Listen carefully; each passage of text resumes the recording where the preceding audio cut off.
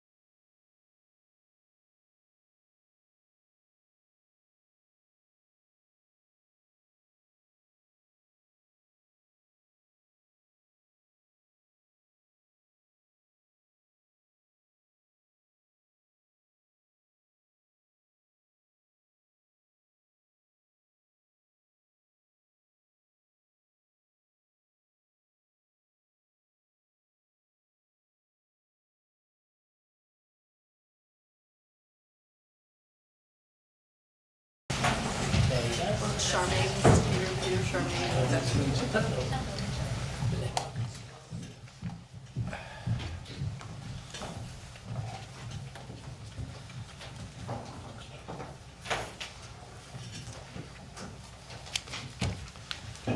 Welcome everyone to tonight's council meeting of Tuesday, March the 19th, and almost happy spring. We're almost there. So first order of business is we do O Canada. I understand we've got Maya. Is this Maya?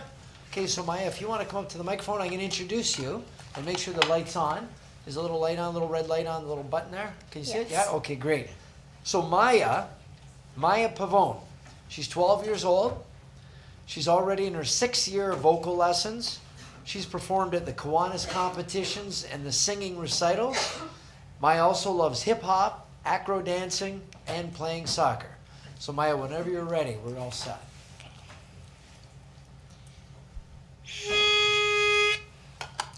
Oh, Canada, our home and native land, true patriot love in all of us command.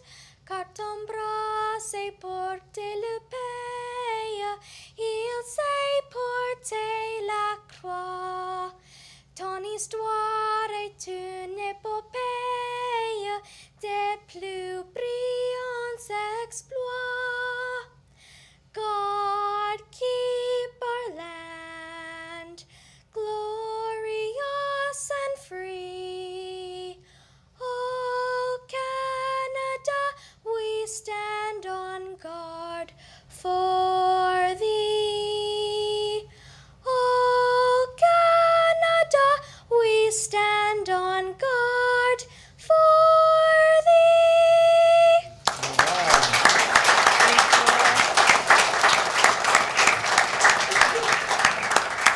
So Maya, on behalf of the City Council and everybody here and everyone in Niagara Falls, we want to say thank you. You did a terrific job. Makes me even more proud to be Canadian. So thank you very much.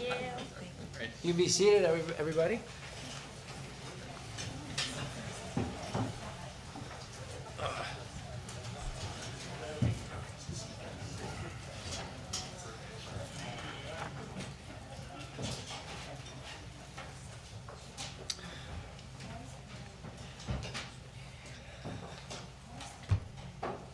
Okay, as we're all getting settled in today, the first item is the adoption of the minutes from our 26th of February meeting. Moved by Councillor Thompson, second by Councillor Strange. We'll call the vote. All those in favor? Okay, and that's unanimous. Thank you.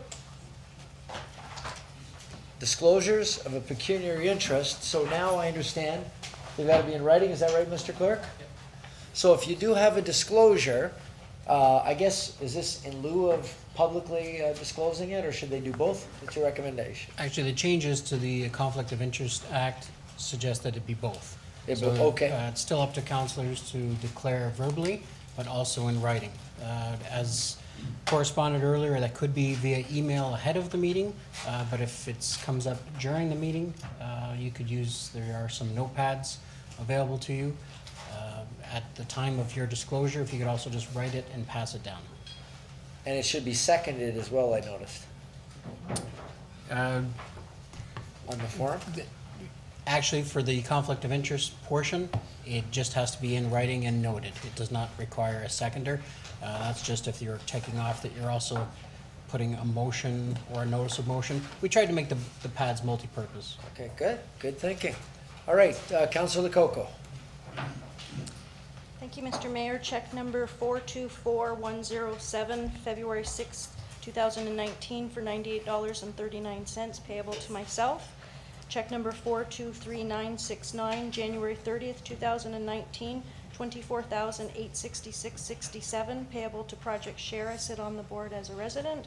And check number 424493, February 21st, 2019, Project Share again, $24,866.67.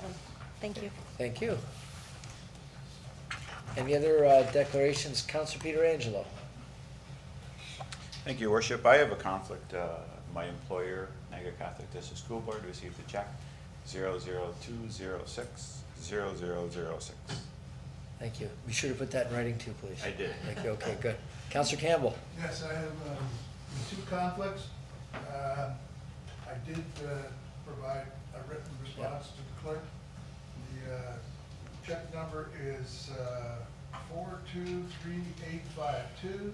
It's made out to my spouse.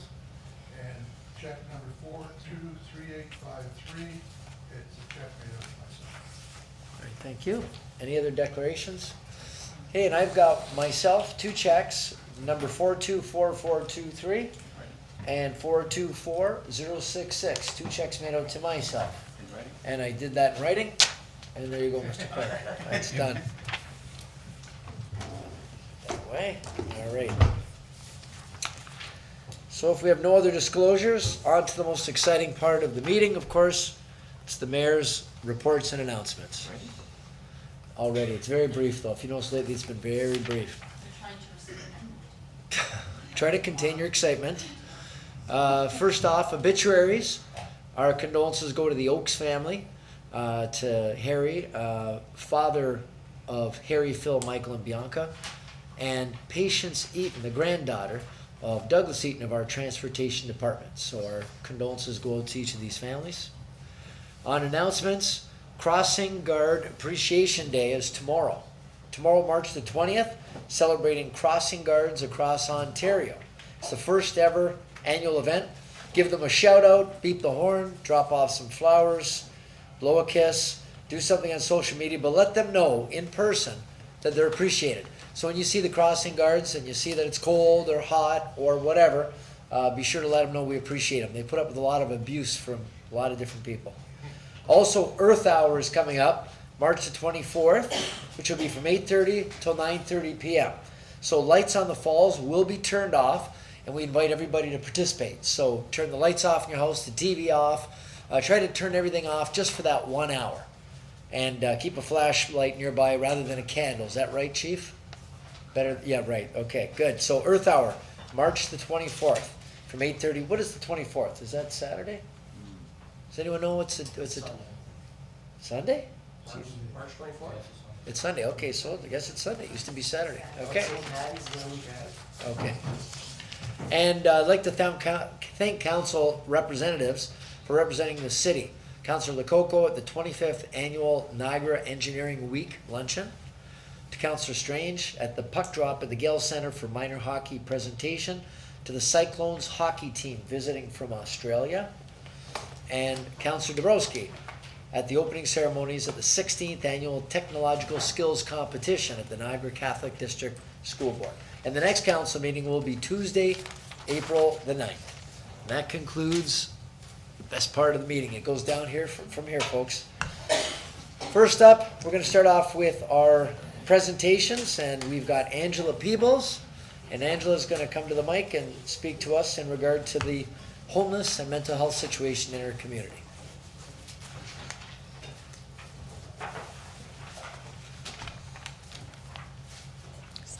Just in case I get thirsty.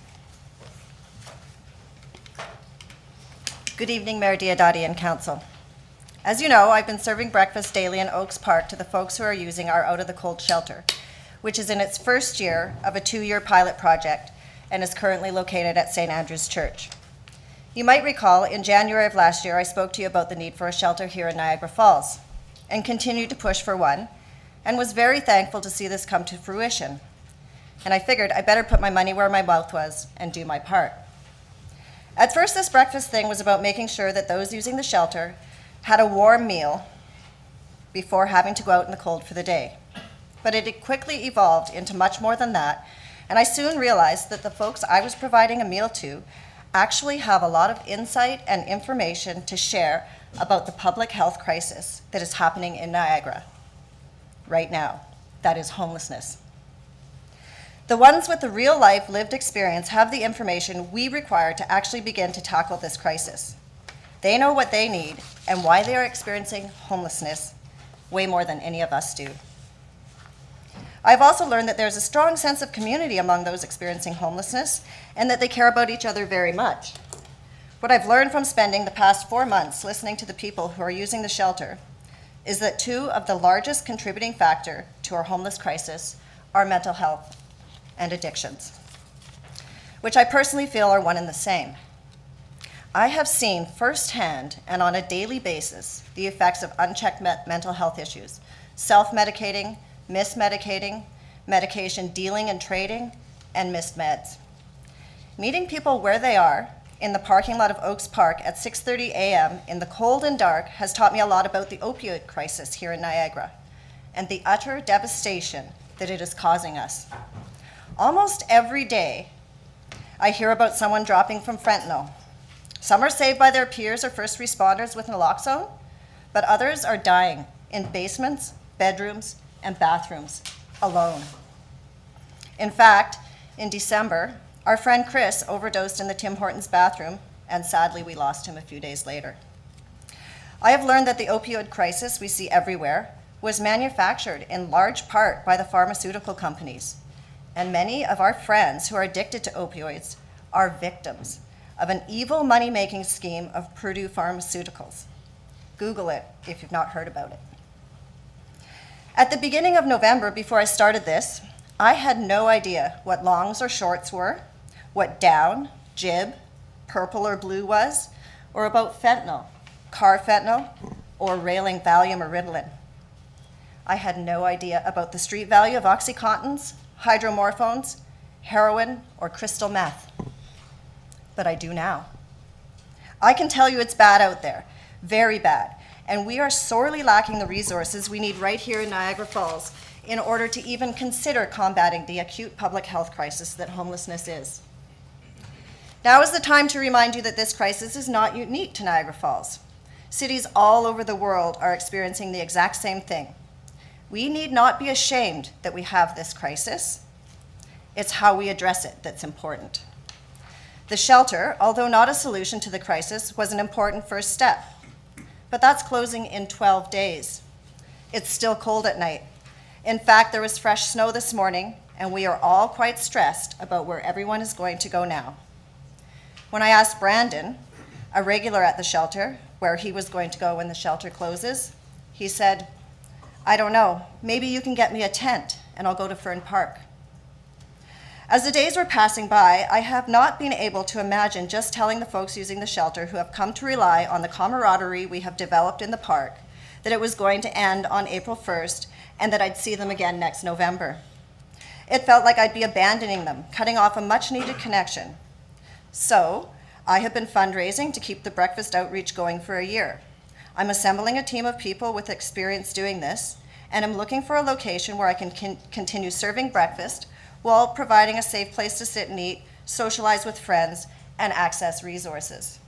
A stopgap measure, but one I feel would be valuable and helpful to the members of our community who are experiencing homelessness, while we work toward more permanent solutions. It's a way to stay connected and keep spirits up. So now I'm asking for you, Council, to commit to addressing our affordable housing, homeless, mental health, and opioid crisis at the municipal level, in conjunction with what the region is doing. Immediately, I would like to see the shelter extended for another month while the weather warms up, and I will commit to continuing the breakfast outreach while looking for a location to continue after the shelter closes. And I would like to meet with city staff and any other organizations, as well as people with lived experience, with the goal of teaming up to create a permanent full-time drop-in center here in Niagara Falls. In the long term, we need to start discussions about taking a harm reduction approach to this crisis. We need to be looking at a permanent shelter, detox and addiction services, overdose prevention sites, and more mental health supports. I suggest we discuss how methadone pharmacies are making an incredible amount of money off of the opioid crisis, how Airbnbs are contributing to the lack of affordable unit, make sure that the motel owners and the occupants of long-term rentals are both taken care of so we can successfully create more livable long-term units. We need to shatter stigmata surrounding homelessness, mental health, and substance use disorder. After all, we are all the same. Humans trying to navigate this challenge called life. Some of us just happen to be having better luck at it than others. That's all.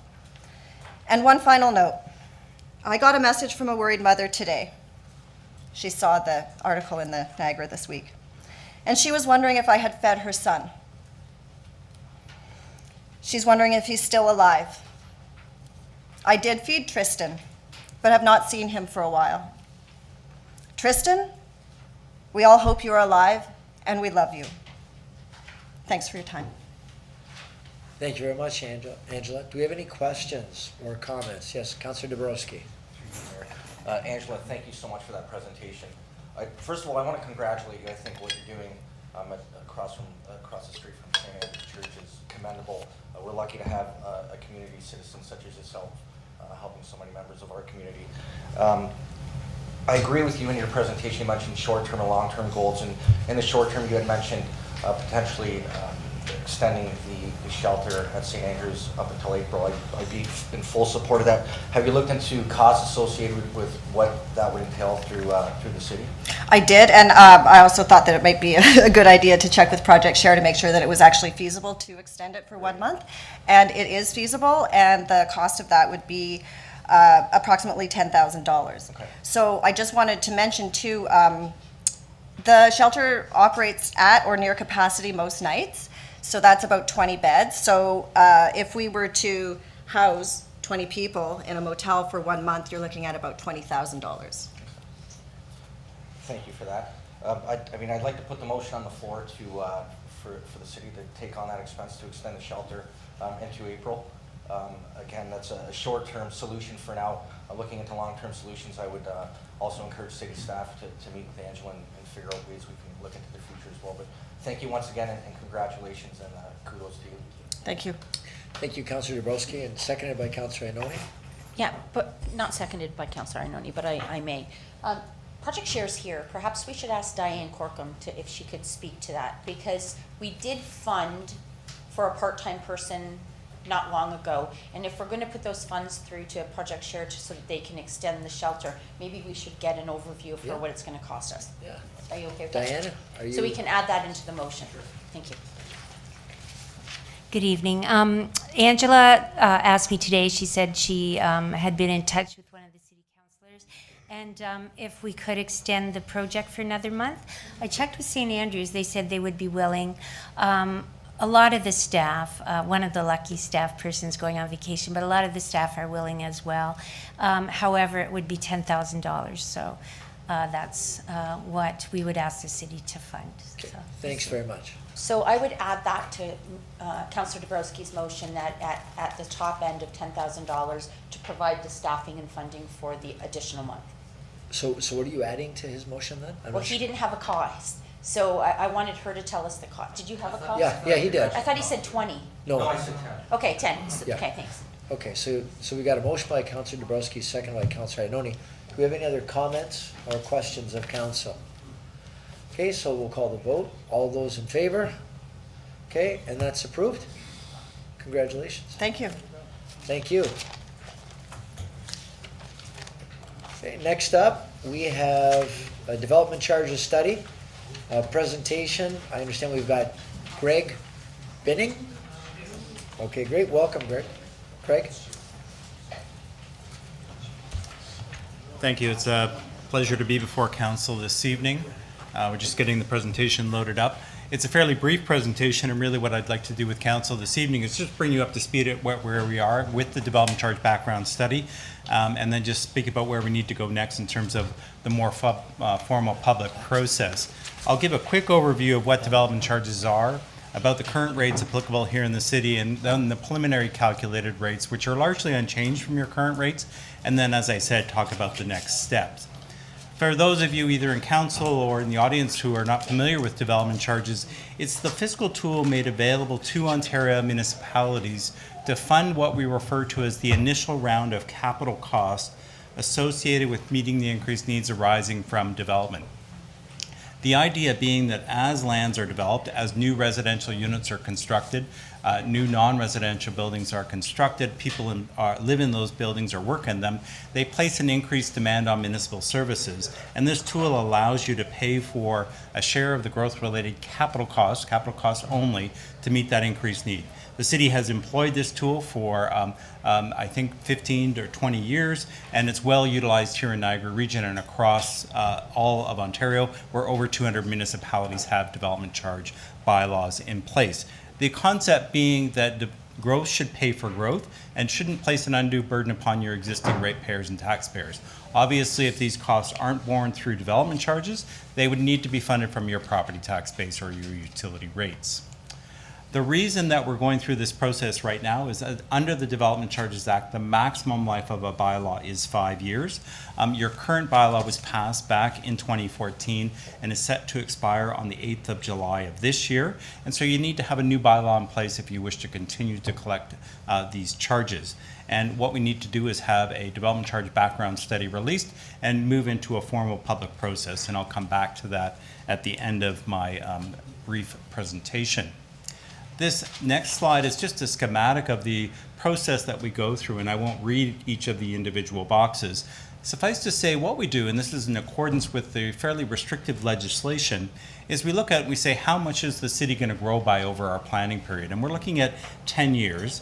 And then we work with staff and with the documents that have been approved by council to say, what is it that you're going to do to meet the increased needs of that development? What is the capital program, and what are the costs associated with that? We then need to make a number of deductions from that, accounting for any upper level government support you're getting, removing shares that aren't growth related, accounting for your existing development charge reserve funds, a number of other adjustments. Also, the Development Charges Act restricts us from not funding through development charges at levels greater than the way in which the municipality has provided the services over the last 10 years. That sort of places a ceiling on the calculated rates. What that leaves us with is a share of the capital program that, in our opinion, is related to development and fundable from these development charge rates. And we apportion a benefit to residential growth, non-residential growth, and then we calculate the rates. The services that we're permitted to examine under the Development Charges Act are up on this slide right now. You'll see that I have general services, and they're calculated and levied on what we refer to as a uniform citywide basis. What that means is that any development, no matter where it occurs in the city, pays the same charge for these services. It includes general government, which is really growth-related studies, the provision of library services, the buildings and the collection material, fire protection services, once again the fire halls and also the rolling stock within it, parks and recreation activities or infrastructure, public works and fleet, and then finally transit services. When we move into the engineered services, there's a slight difference in the way that we're approached and the way that the city has done these historically. For the roads and related infrastructure, it's calculated and levied also on a uniform citywide basis. When we get into the balance of the engineered services, we're now talking about sidewalks, the linear components of water and sanitary sewer, like the mains, and stormwater management. We determined two lists of capital projects, one related to the core tourist area, inside the core tourist area, and then works outside the core tourist area. And we calculate separate rates, and the inside the core tourist area really is restricted to non-residential growth. And the idea being there that it's been identified that the cost of servicing with inside the core area is less expensive, and so we've calculated a different rate. I recognize it's difficult to read this map, but I just wanted to provide you with the outline of what the core tourist area is for the purposes of the development charge background study. This map is included in the current development charges background study or bylaw, and will be included in the background study as well. These are the current rates that are enforced by the city as of September 1st of 2018. And the residential charges are calculated and levied on what we call built form, or type of residential building. So a single or semi-detached unit is subject to a charge of $12,594 per unit. Multiples, which is really a townhouse style unit, or medium density, is at $6,691. And then finally, apartments or higher density units at $6,182 per unit. Non-residential charges are calculated and levied based on the gross floor area or the building space. And the current charges inside the core tourist area are just shy of $26 a square meter, and outside of the core tourist area, just over $42 a square meter.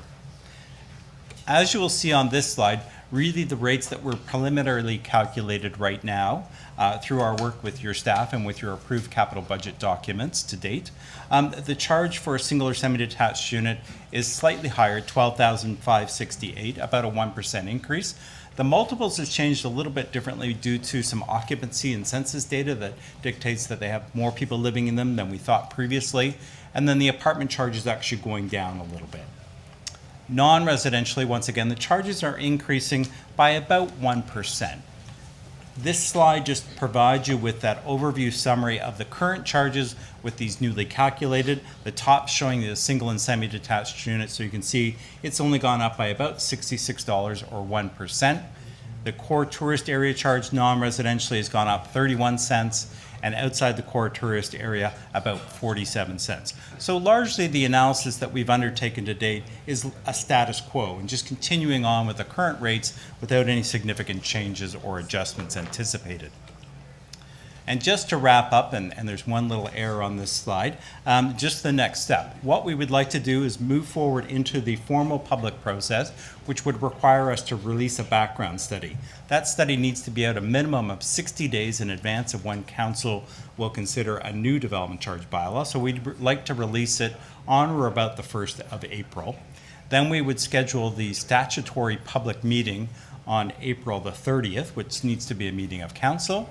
And then the next one, we were dealing with two potential dates for the bylaw passage and scrub the May 14th. And what we are proposing is to come to council on or about June the 4th with a new bylaw for your consideration, recognizing once again that the current bylaw expires on the 8th of July. And through the mayor, that's the end of my formal presentation.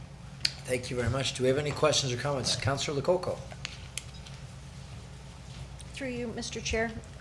We're part of a region, so there's also region development charges. Is there an agreement to renew that as well?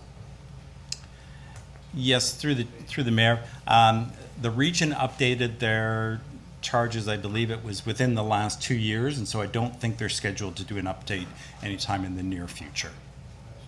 Yeah, it was just done last year. That's right. Okay, thank you. Councillor Campbell and Peter Angelo. Just noticed on this pie chart that the city will be receiving for general government 2%. What is that 2% used for? Yes, the 2% is really to fund what we refer to as growth-related studies. So it's doing the development charge background study, doing master servicing plans on sort of transportation or water and sewer, and also can use to pay for planning studies or fire master plan studies, any studies related to meeting the needs of development or growth. One of the outcomes of our growth and development has been homelessness here in Niagara Falls. Is it possible that we could add another 1% to that government cost or income and help fund further projects just like we have with the project share? Yes, through the mayor, recognizing that there is a test that it needs to be related to development. The region, I understand, would be directly responsible for more formalized social housing and affordability issues. And so those tend to be funded at the regional level. If there were direct capital costs that were being incurred by the city related to those kinds of functions, we could consider them if they're development related. Well, can we have that considered at least coming back to council? I would be pleased to further discuss that with staff, yes. Thank you. Thank you. Councillor Pedro Angelo, then Carrio. Yeah, thanks, Your Worship. Through you to the speaker, thanks very much for your presentation. I understand that the Development Charges Act does not allow us to collect money for hospitals, which is unfortunate because we have a big brand new hospital that's coming here that's going to, I'm sure, cost us a lot of money. What I did want to address, though, was the South End sewage treatment plant. There's a new sewage treatment plant that is proposed to be built in Niagara Falls, and I'm just wondering whether or not costs associated with developing that facility were made part of this development charge study. Yes, through the mayor. That level of infrastructure is the responsibility of the region, and so it's funded through the regional development charges. Only if it's more localized, direct city responsibility would it find its way through funding from the city's development charges. Okay, Mr. Mayor, maybe staff can answer this, but I thought that there was going to be a portion of that facility that was going to be our responsibility as well. Was I wrong in that? No, you're right. I'm right? That's what I thought? Yeah. Okay. So can our portion not be part of the DC study then? I mean, it would make sense. I mean, that's why the South End sewage treatment plant is coming here. Yeah. Mr. Hurlovich? Yeah, excuse me. As far as, excuse me, as the speaker was saying, these are for capital facilities. So if the region owns the facility, then that's their capital facility. If we're on the hook for some operational costs, then I believe the operational costs are not covered, but perhaps we can work with the speaker. As he said, the background report would be coming out next week or next month, and we could perhaps address it through there. Okay, so just so I understand, we would be, as a city, we would be on the hook for operational costs for the South End sewage treatment plant? I would have understood capital costs. I'm not familiar with how the costs are to be split up, so it seems like you have more information. So I have to speak with the Okay. speaker, and then I'll leave it with we'll staff. explain it. Okay, thank you. Thank you. Councillor Carrier. My question was answered, Your Worship. Okay. Do we have any other questions? Okay, Mr. Benning, thank you very much. Very good. Thank Motion to receive the presentation, Councillor Carrier, second by Councillor Strange. All those in favor? Okay, and that's approved. Thank you. So procedurally, folks, we have to jump ahead. We have one more presentation, but we have to jump into our planning. We've advertised the planning issues. So the first issue we'll call up first here, and I would just ask our city clerk to introduce the next item on the agenda. A public meeting is now being convened to consider a proposed amendment to the city's zoning bylaw. Make sure we got the right one.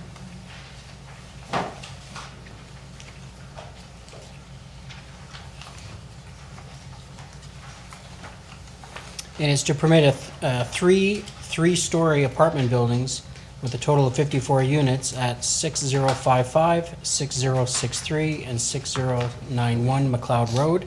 Notice was given by first-class mail in accordance with the Planning Act on February 15th, 2019, and by posting a sign on the property in question.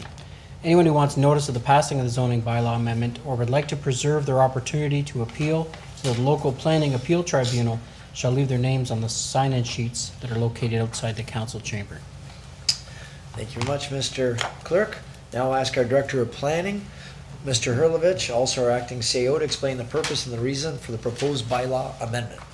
Thank you, Your Worship. The application before you tonight is on the north side of McLeod Road. It consists of 3 parcels of land having a total area of half a hectare. That's about 1 1/4 acres.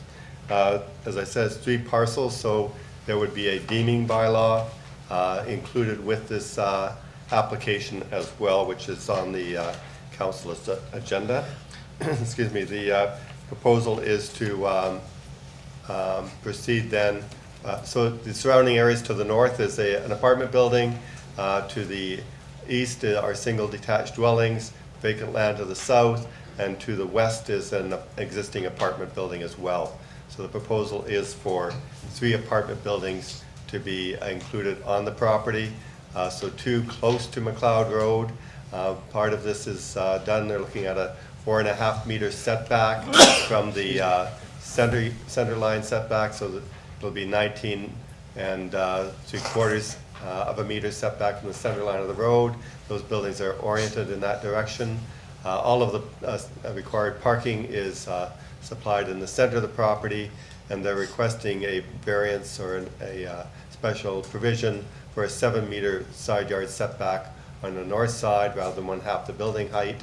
And there's a angled lot line on the northwest corner, and they're asking for a 3 meter setback, although you'll see later in the presentation, staff is recommending a 4.5 meter setback at that location. The, excuse me, as I said, the property is half a hectare. They want to develop three-story buildings for a total of 54 units. They're looking to rezone this land from R4, which is a multiple family zone, to an R5C zone, which again is an apartment zone. And they're looking for special provisions for the front, rear, and side yard, and for the parking regulations. It does conform with the provincial and regional policies, conforms with the city's official plan. It's part of the McLeod Road intensification corridor. They're proposing a density of 105 units per hectare. This is within the middle range of the allowable densities in that corridor, so that is acceptable. 3 stories are consistent with the heights of surrounding development. 2 of the buildings are close to the street, so they engage the street, again, complying with our official plan objectives, and the project has sufficient setbacks to reduce the impacts on surrounding properties. There's a minor increase in building setback at the northwest side of the lot line, and they have asked for 3 meters, and we're recommending a 4.5 meter side yard in this location. So again, this is the project in front of you. 3 buildings, parking in the center of the property, and it's that northwest corner, which is on the far left of the screen, which is where we're recommending that the 4.5 meters be maintained. So in reviewing the application, the request for a density of 94 square meters per unit is consistent with the official plan density of 54 units, or for 54 units on the property. The 4.5 meter front yard will create a more urban form, and with the landscape front yard engaging the street. The 7 meter rear yard is acceptable again because it's backing onto an apartment building and parking lot for that building.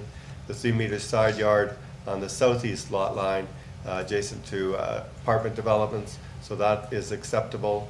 And they requested 65 parking spaces so that they can accommodate some bachelor and 1-bedroom units, and the building is on a bus route, so we do support the parking spaces. There would be a site plan, and that would be subject to detailed servicing and grading plan. There is a tree inventory required to address the mature trees on the property and identify those that can be retained. Due to the sanitary capacity limits of the region is seeking confirmation that the wet weather sanitary capacity be confirmed, and that is the standard for all developments in the south end of the city. And then lastly, I mentioned the deeming bylaw that would allow the 3 lots to merge so the property could develop as one property. The recommendation of staff is that council approve the zoning bylaw for the R5C zone for the 3-story apartment buildings with a total of 54 units, subject to providing a 4.5 meter setback from the northwest lot line, and that council approved the request to pass the deeming bylaw to deem lots 42, 43, and part of the closed Duncan Avenue Road allowance to not be part of a plan of subdivision, and that bylaw will be placed on council's agenda with the zoning bylaw. Those are the highlights. Thank you, Mr. Hurlovich. Do we have any questions or comments of council for Mr. Hurlovich? Okay, seeing none. Members of the public are advised that failure to make an oral or written submission at this public meeting will result in the local planning appeal tribunal dismissing any referral that it receives. Failure to sign the sign-in sheet will result in staff rejecting an appeal as per section 3419 of the Planning Act. Council will now hear from anyone other than the applicant who wishes to address council. Is there anyone here other than council who wishes to address, other than the applicant who wishes to address council? Okay. Seeing none, council will now hear from the applicant or his or her representative.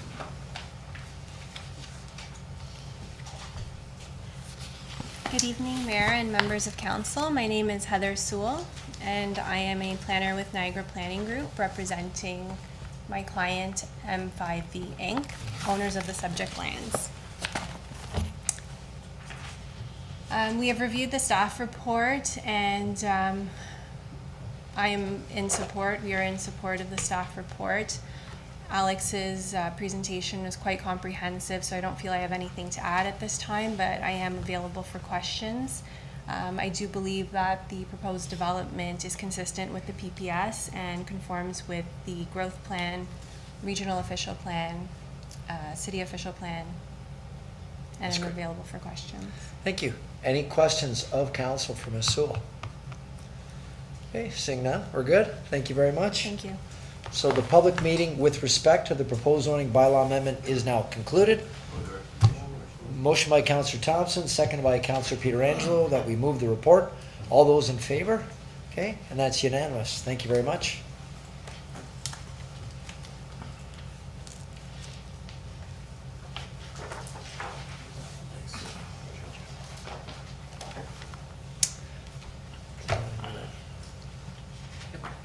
Okay, I'll ask the clerk to introduce the next item on the agenda. A public meeting is now being convened to consider a proposed amendment to the city zoning bylaw and a plan of vacant land condominium to permit 5 townhouse dwelling units and a semi-detached at 8196 McLeod Road. Notice was given by first-class mail in accordance with the Planning Act on February 2019, and by posting a sign on the property in question. Anyone who wants notice of the passing of the zoning bylaw amendment and approval of the plan of vacant land condominium to participate in any site plan process if applicable, or preserve their opportunity to appeal to the local planning appeal tribunal shall leave their name on the sign-in sheets outside the council chamber. Thank you, Mr. Clerk.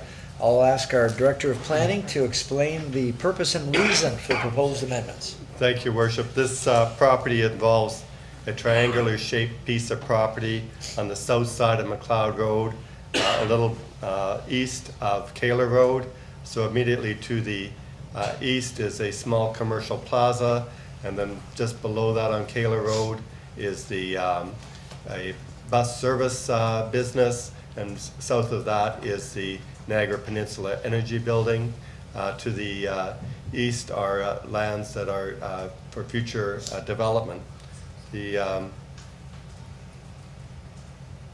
can you? Thank you. Excuse me. So I mentioned commercial and industrial development, as well as their townhouse development to the north. So sometimes this is working. So the layout of the property is rather constrained. So you can see a green zigzag line running through the middle of this property. So the part north of the green line, or to the top of your slide, is lands that are zoned industrial at the current moment. Lands to the south of the green line are actually within a 100-year flood line for a creek that travels diagonally along the west lot line, and so that area cannot be developed. So it's only the area between the green line and McLeod Road that can actually be developed. Therefore, because of that, they're seeking certain setback requirements. They're looking for a 4.5 meter front yard setback. So for 2 units that will face onto McLeod Road, and that's classified as a semi-detached dwelling. And then there are 5 units extending along the east lot line, which would be townhouses, and they would have a 3 meter setback from the rear yard decks. And then the building as well, the unit number 7, the bottommost building, will actually be even with the floodplain line. So in fact, the zoning would be a 0 setback on that point, and as well, the zoning would allow for decks to project into that area. Again, you can see unit 7 has a deck that projects into it, and then the parking for this development is provided at the back. There are 17 parking spaces. 13 are required for this actual development, so they have surplus parking. Some of those parking are stacked or tandem, one behind the other, and again, those would be to the same unit. So unit 7 might have spaces 5 and 17 on the plan, so that the same owner would have access to both those parking spaces. The lot area, as I mentioned, is 0.42 of a hectare. It's a little over an acre, just under an acre and a quarter. They're applying for a vacant land condominium, so each of those 7 units would be on their own lot. They have a total of 17 parking spaces. The proposal is recommended because it complies with the provincial policies with respect to intensification.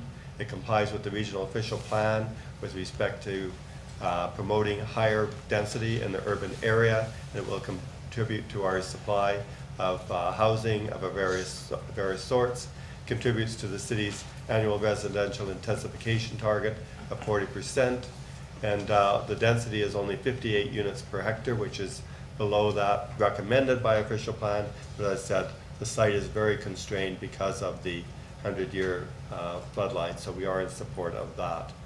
The zoning amendment conforms with the official plan in as much as it is identified for multifamily development in our official plan. The rear yard will be zoned EPA, environmental protection, to reflect that floodplain land that I mentioned. The encroachment of decks and parking into the EPA is supported by staff and, more importantly, by the Niagara Peninsula Conservation Authority, as it recognizes the site is constrained. The requested zoning will recognize the site design and will provide for 6-meter privacy yards, again, due to the limited developable area. And the lot area of each unit will be reduced to 170 square meters per unit. The existing infrastructure is sufficient to support the development. The condominium will assist in providing housing choices, and there are conditions of draft plan approval attached as Appendix A to the report. Therefore, staff is recommending approval of the zoning amendment to rezone the property. The front part of the property is R4, which would permit the 5 townhouse units and a semi-detached unit.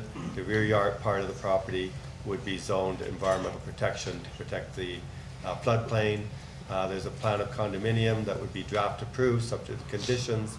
The mayor or his designate be authorized to sign the draft plan approval 20 days after council's notice of decision. The draft plan approval will be given for 3 years, and that the mayor and clerk be authorized to execute the condominium agreement. And those are the highlights.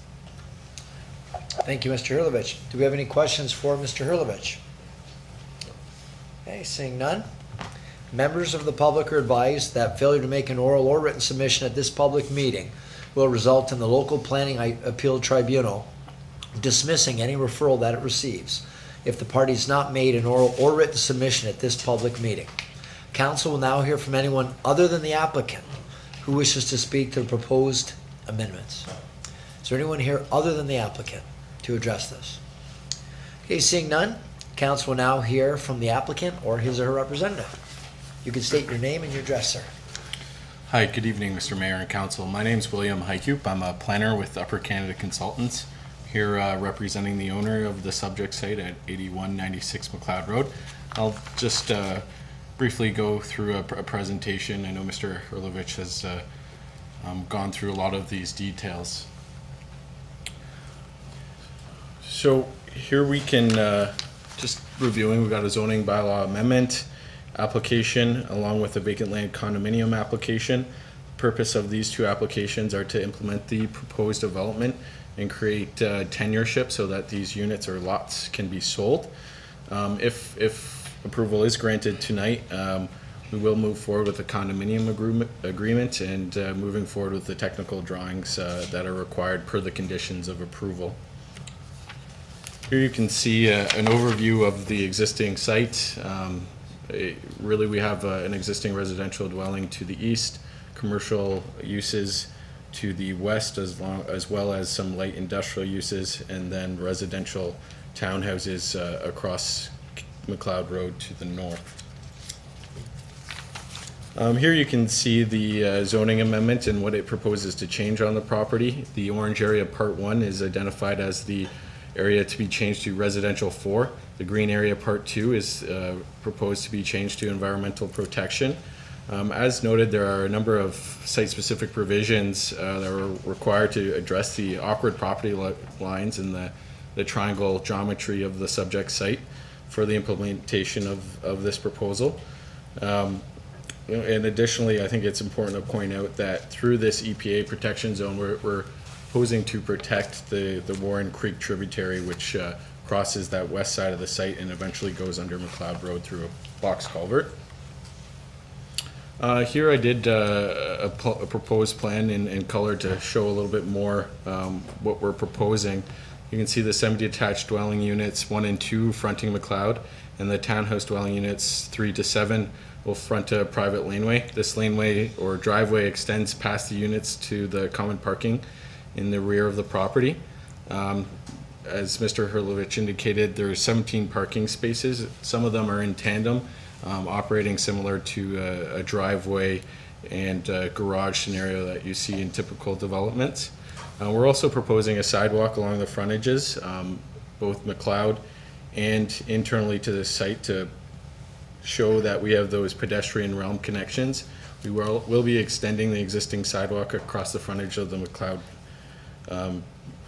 road frontage. We do have some decks proposed in the rear yard amenity area.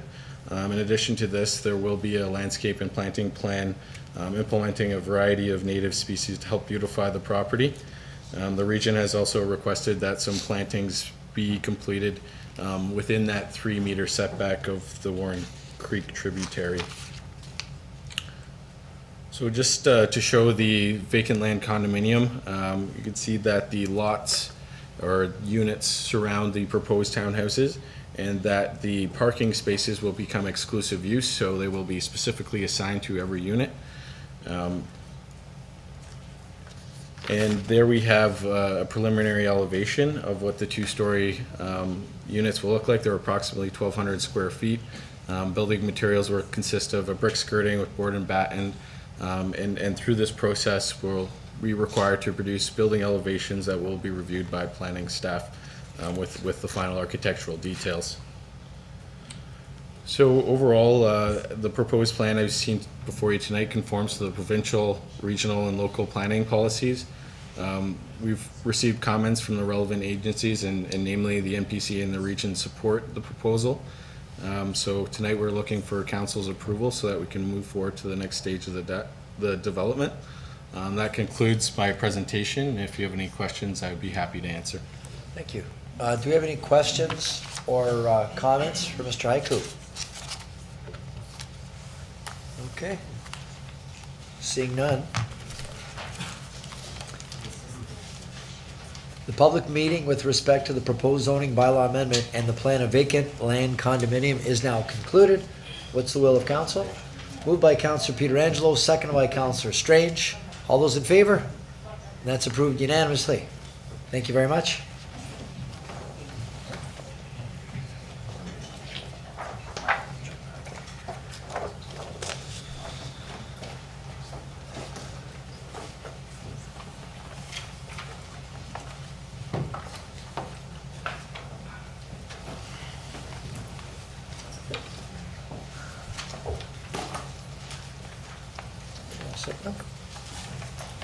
Okay, I'll ask our city clerk to introduce the next item on the agenda. Public meeting is now being convened to consider a proposed amendment to the city's zoning bylaw to recognize the existing industrial use on the subject lands by requesting the lands to be zoned the same site-specific heavy industrial zone that currently exists on the Salit Steel property on the railway land west of 7771 Stanley Avenue. Notice was given by first-class mail in accordance with the Planning Act on February 15, 2019, and by posting a sign on the property in question. Anyone who wants notice of the passing of the zoning bylaw amendment or would like to preserve their opportunity to appeal to the local planning appeal tribunal shall leave their name on the sign-in sheets that are located outside the council chamber.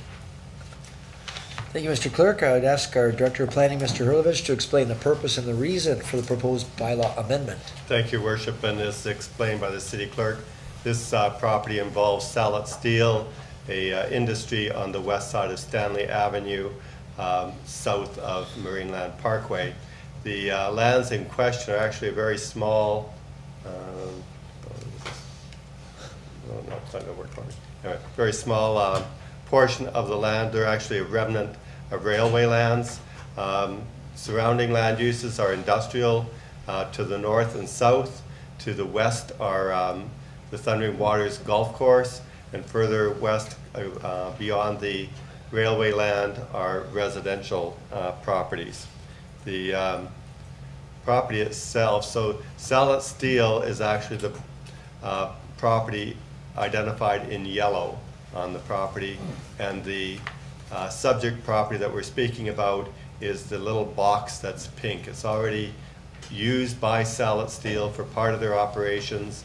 It's actually the remnant of a former railway spur, so thank you. So that pink box was once a railway spur that connected with the blue line that connected with the brown line, which is the current railway that still is in existence. So that pink box was conveyed to Salit Steel. It's currently zoned open space. It's designated open space, and they're looking to have it rezoned to the identical zoning that already exists on Salit Steel. So as I've mentioned, it's the west side of Stanley. It's a little under an acre in size, and the property is zoned open space. They're seeking the same zoning that's on Salit Steel, which is an HI 55. It conforms with the provincial policies and regional policies. It is designated open space in the city's official plan, as I said.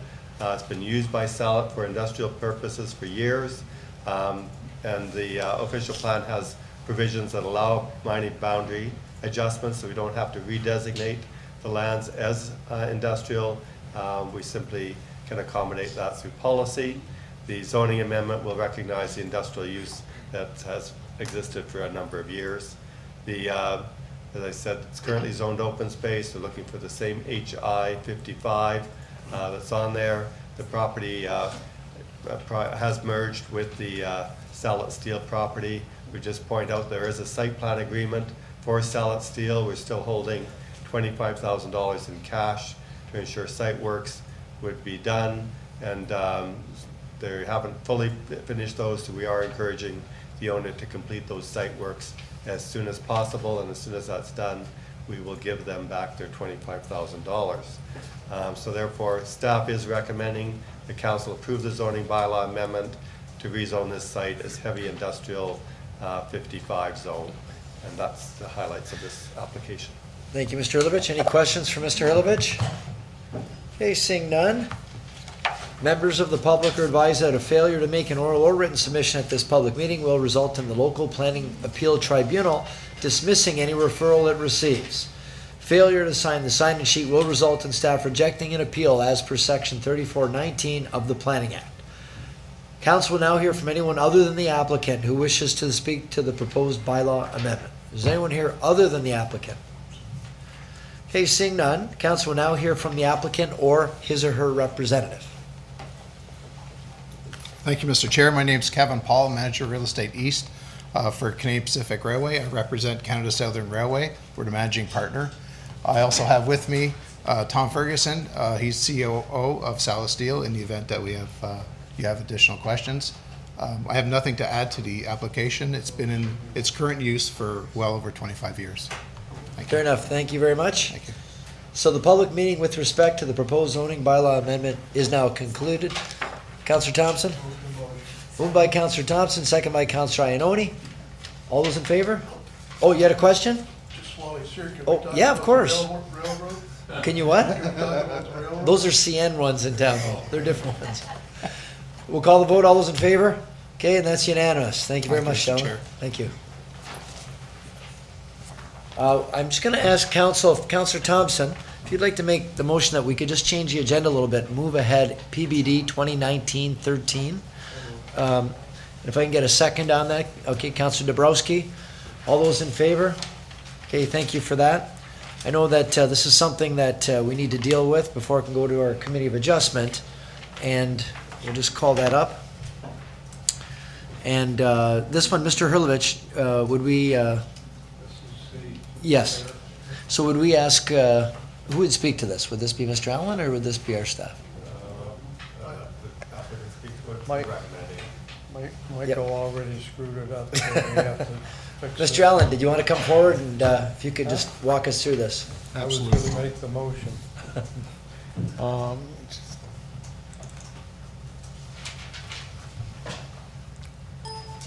Okay, so is it just? Okay, so, good evening, Your Worship and members of council. The report that staff put forward to council with respect to us requesting council passing a resolution that would grant an exemption to the 2-year waiting period for us to submit a minor variance application with respect to the subject development.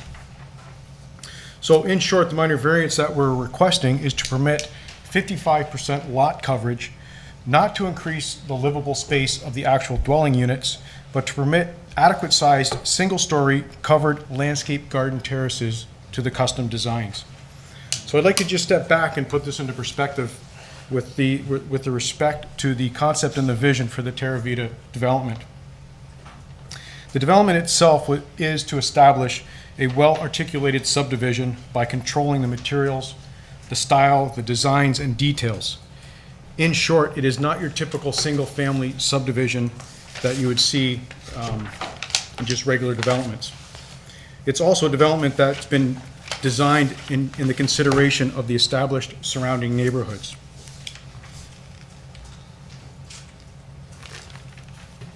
The challenge in the custom designs is twofold. Firstly, the greatly reduced lot size is mandated by the provincial policies to reduce lot sizes so that you can increase the density within the developments. For this specific development, the lots are ranging anywhere from 35-foot frontage to 45-foot frontage with depths of no greater than 105 feet. In other custom developments, you would have lot widths ranging from 55 feet, sometimes up to 70, 80 feet in the past, with depths of 120 to 150 foot. Their lot coverage would have no issues with respect to building sizes or covered terraces. Yet the market and the demographic demands for this development in Niagara Falls, keeping in mind we're not Toronto, we're not Mississauga, this is Niagara Falls. And the demands are still that people want 2-car garages. They want the master bedrooms on the main floors. In the designs itself, we've created integral front entrance terraces that we feel is part of the design, so it establishes a definition and a connection to the street itself.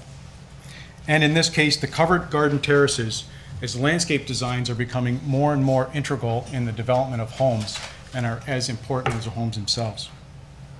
So I'd like you to keep in mind in the consideration that the terraces that we're proposing, they are single-story terraces, which allows the extended use of the gardens and the use of the gardens within the space.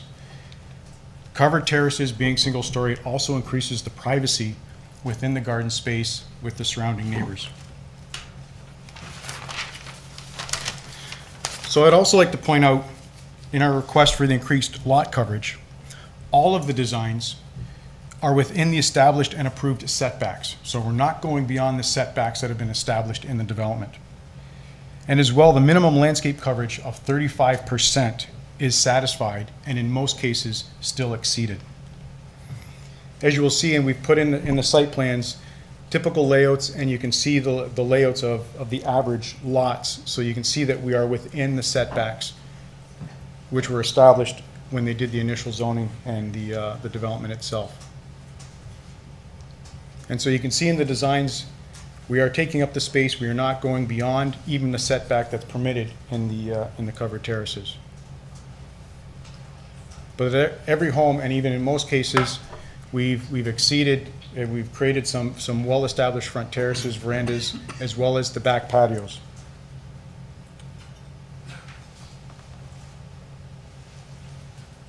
So it's atypical for the lots as we're going through the development.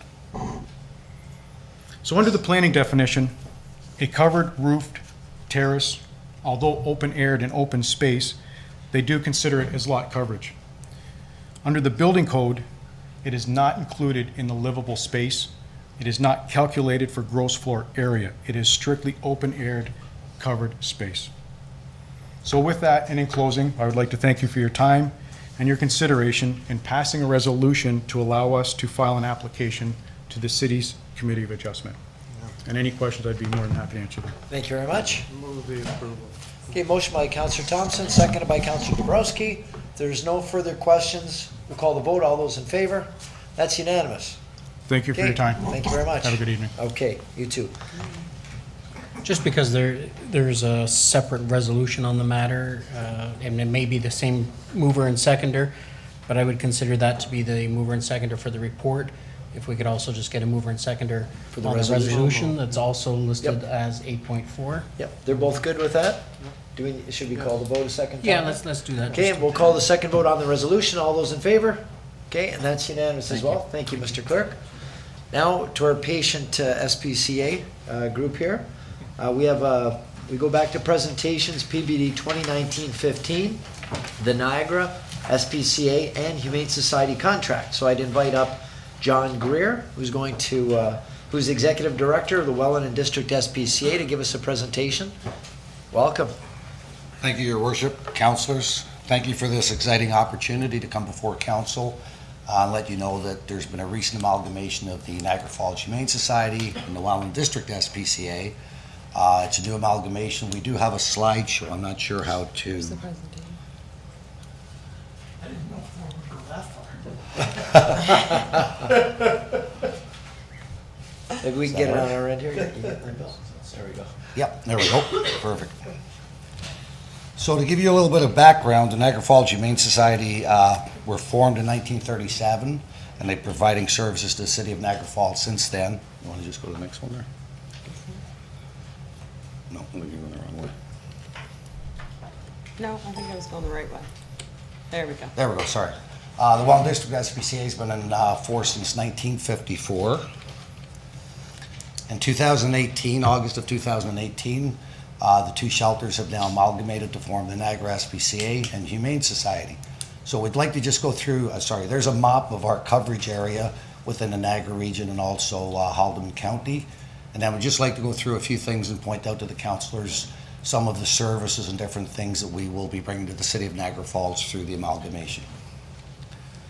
So we will be bringing our veterinary clinic, which opened in 2014. Services are available to anyone. And in 2017, the clinic is now a certified full companion animal clinic, so any of the people coming there, so we're going to be opening our services even higher.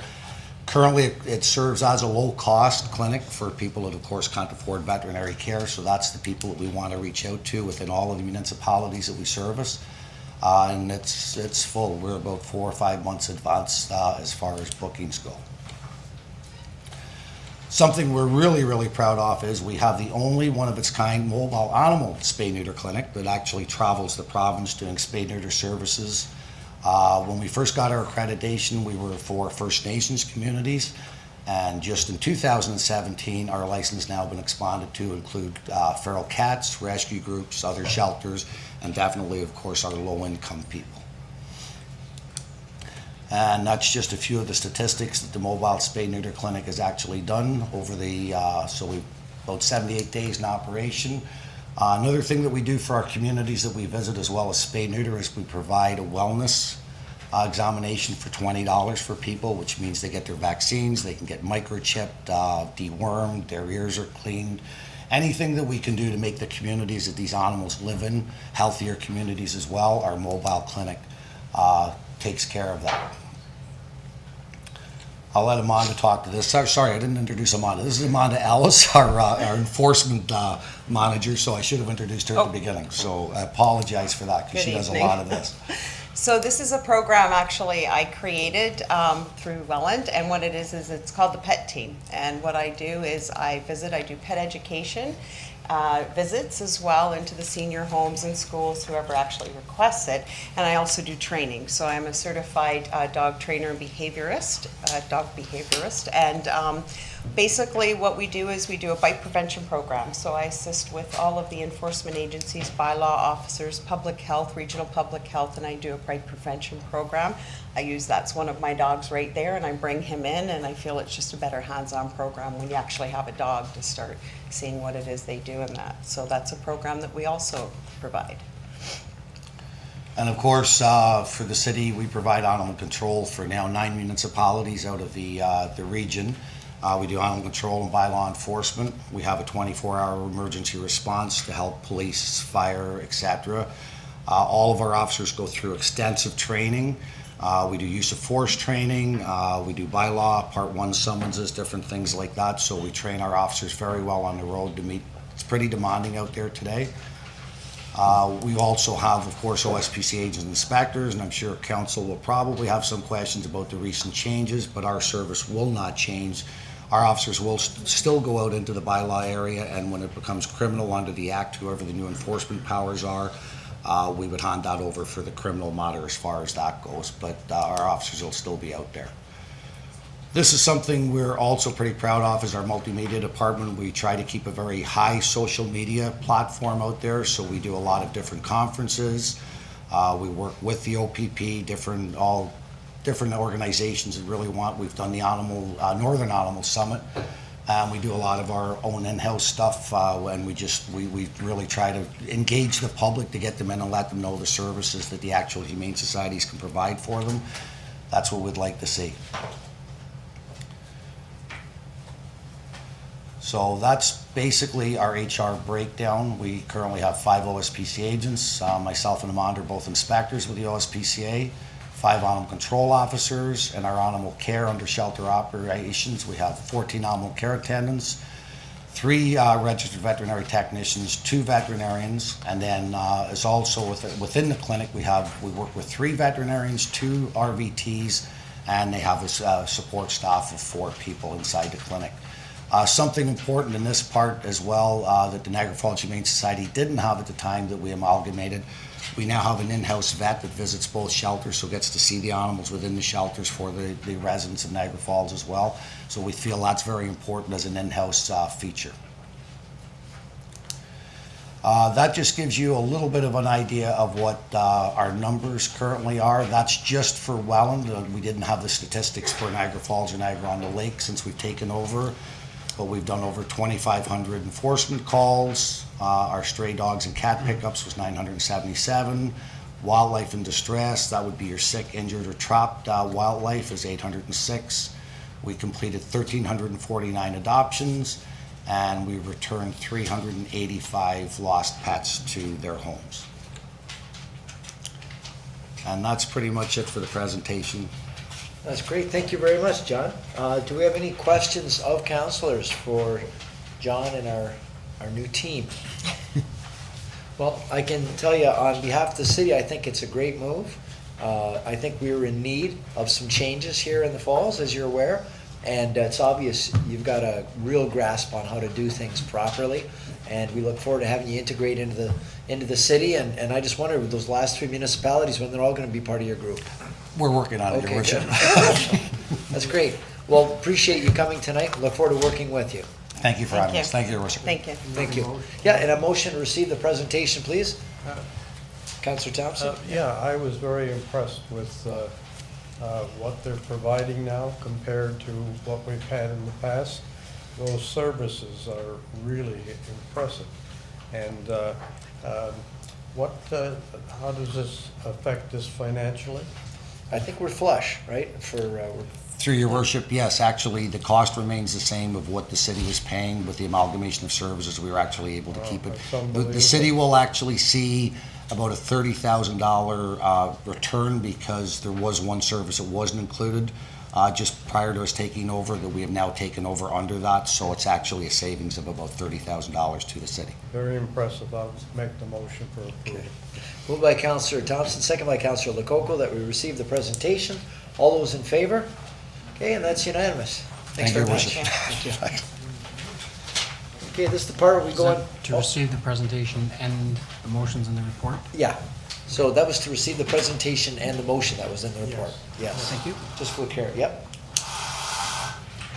So this is the part where we're gonna go into our financial part of the meeting. I'm gonna switch chairs with Councillor Peter Angelo.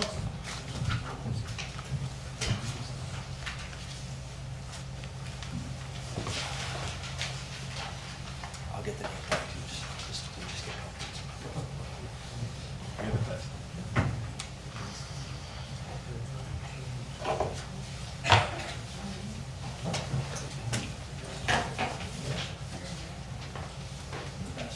You're the best.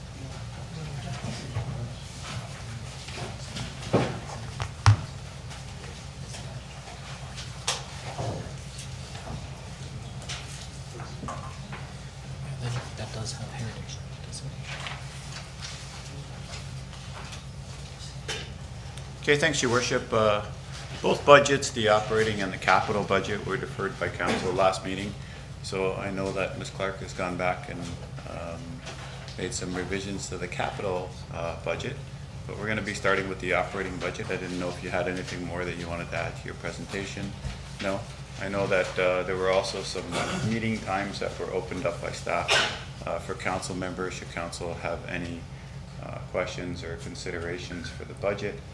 That happened last week. So I guess at this point then, we would be looking at opening it up to council comments and seeing whether or not we can move forward with passing a budget. I know there were some different options that were given to us there. So I'll open it up to council. Councillor Thompson. Well, I think we've all had an opportunity to debate and also to look at the budget. The staff have made themselves on 2 separate occasions available for questions and comments, and I think they've done a great job in putting this together and given us some options. I think I'm ready to make a motion that we pass the budget for 2019 for 0 increase for the budget. Option 3. Second. 0. That's option. Okay. So I have a motion by Councillor Thompson, seconded by the mayor. I have comments from Councillor Campbell. Just, your acting worship, my experience over the years I've been here is when we go for a 0% increase, there's a reduction in services. And could someone possibly have an answer for me if 30 days from now the province came in and said, you no longer have all the monies from the casino? What would their tax rate go up by? Sure. Ms. Clark? Through you, Mr. Chair, it's almost 9%. It would go up. Almost 9%. I believe I had a previous, it might even be in this presentation, I think it was $115 that they're left subsidized annually. On average, yeah. Yeah. And that's just on the operating side. That doesn't take into account the amount of capital projects we couldn't fund. Yeah. So I think that personally, I can't support a 0% increase. I'm sorry.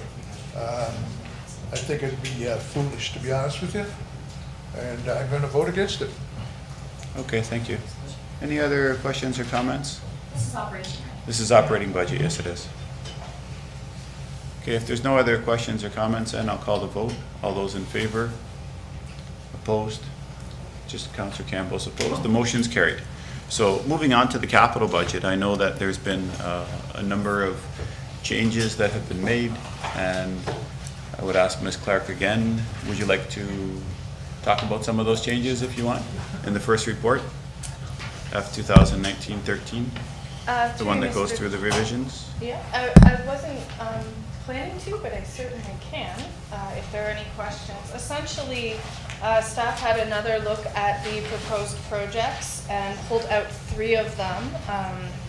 Just with the regional review pending, we took out any of the long-term studies as well as a pilot project for Smart City.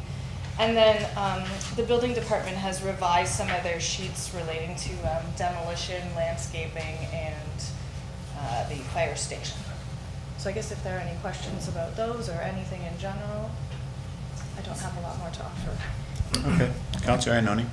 When you said you took out studies, did you take out the consulting services for CN Rail, the CN Relocation Action Plan? We did not. No. Still in there. Let's talk about that. Sure, absolutely. Okay, I don't understand why we would do that before we go to, first of all, all we've heard is we're communicating with CN, we're communicating with CN, we're communicating with CN. Can we have something back before we even look at approving this that shows that we have to spend $300,000 to lobby CN, and have a look at what other municipalities have done to lobby CN? Because in contacting CN and doing my homework on this, even in Lac Megantic, they wouldn't remove the tracks. In Lac Megantic, they trenched down. And they said there are so many municipalities, hundreds in line long before us, to take railway tracks out of the middle of municipalities. So I'm wondering if we looked at what other municipalities have done before we throw away $300,000 in an action plan that really, I don't think, if we're being amalgamated, it should be solely our responsibility at that time. So I'm just, could we have information or communications from CN to the city that says you believe this needs to be the next step? That's all I'm asking. You want to answer that, Mr. Mayor? I'll start. Okay. I'll just kind of warm. If I could, I think our CAO would be the best person for sure to be dealing with this right now. And I don't know if Matt, if you've got some information as well. But one thing I can tell you, without showing our hand, we're not going with the approach. So rails go through most cities in Canada. And the argument that we don't like trains with dangerous chemicals cutting through our city is not a strong argument, because that would be the argument every other city in Canada would use. We're taking a different approach, and the main approach being that they used to come through our city to cross the bridge to cross over into the US. They don't do that anymore. So now they come into the city out of their way, so it's off of their path. Their goal is to go to a place called Black Rock in Buffalo. And we are totally out of their way, and then they do 12 crossings, so they have to go slow, and then they have to cut back across and work their way through Fort Erie and across to Black Rock, totally out of their way. And so our discussions were, if we could show you a quicker way, because they get paid based on the time from A to B, and time is money. And if we could show you a way that saved you time and money, would you be interested? They're very, very interested. And all I can say is, I understand our information from our consultants is very, very positive. We're very excited, and this will be our absolute best chance to make this happen.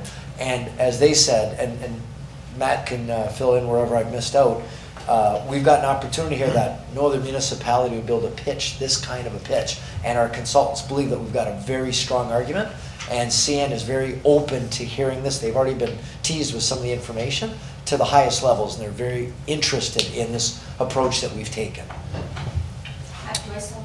You do still have the floor. I know he said that maybe Mr. Bilodeau wanted to add, so I wanted to see if you had anything to add at all. If there's any specific questions, I'd be happy to answer them. Okay, we'll leave it at that. Councillor Ioannoni, you still have the floor, and then I have Councillor Thompson waiting. So I have an issue without showing our hand. I ask a question, and you know far more than any of us around this table do. You know what you just said the consultants are very happy. We don't know any of that. We haven't seen any of that. We haven't seen any information. We have seen nothing. So I would like this, I don't know what everybody else's opinion is of the budget tonight, but I'd like some more information on that. I'd like some more information to know what you know in regards to us committing $300,000 to that. That's. If I could, just to that, we do have a railroad relocation committee made up of staff and whatnot. So I mean, that's the group that's been dealing with us. So I mean, I didn't speak on behalf of the committee, but I don't know, maybe unless Matt's got some more information. But you do understand the point I'm making. Yeah. We don't know anything that you just explained, and it's $300,000. So I'd like some more information on that before we look at approving something like that. Councillor Thompson. Well, I don't have any problem with providing more information. In fact, that's probably coming. I'm coming from a more personal point of view. I drive down Swayze Drive going to work every morning, and at 9 o'clock, I tell you, it's unbelievable. 300 and more cars going there, cutting everybody off, going through the city. I tell you, it's where there used to be a limit of 200 cars, you know, you could spend 5 minutes there. But I tell you, it's a long wait, and it's consistent and happens all the time, and cuts the city off from transportation. And, you know, we're still talking about overpasses. And this is the key to not spending millions of dollars on overpasses. We had the one on Morrison Street, we debated a few years ago. I think it was 15, it's probably $20 million.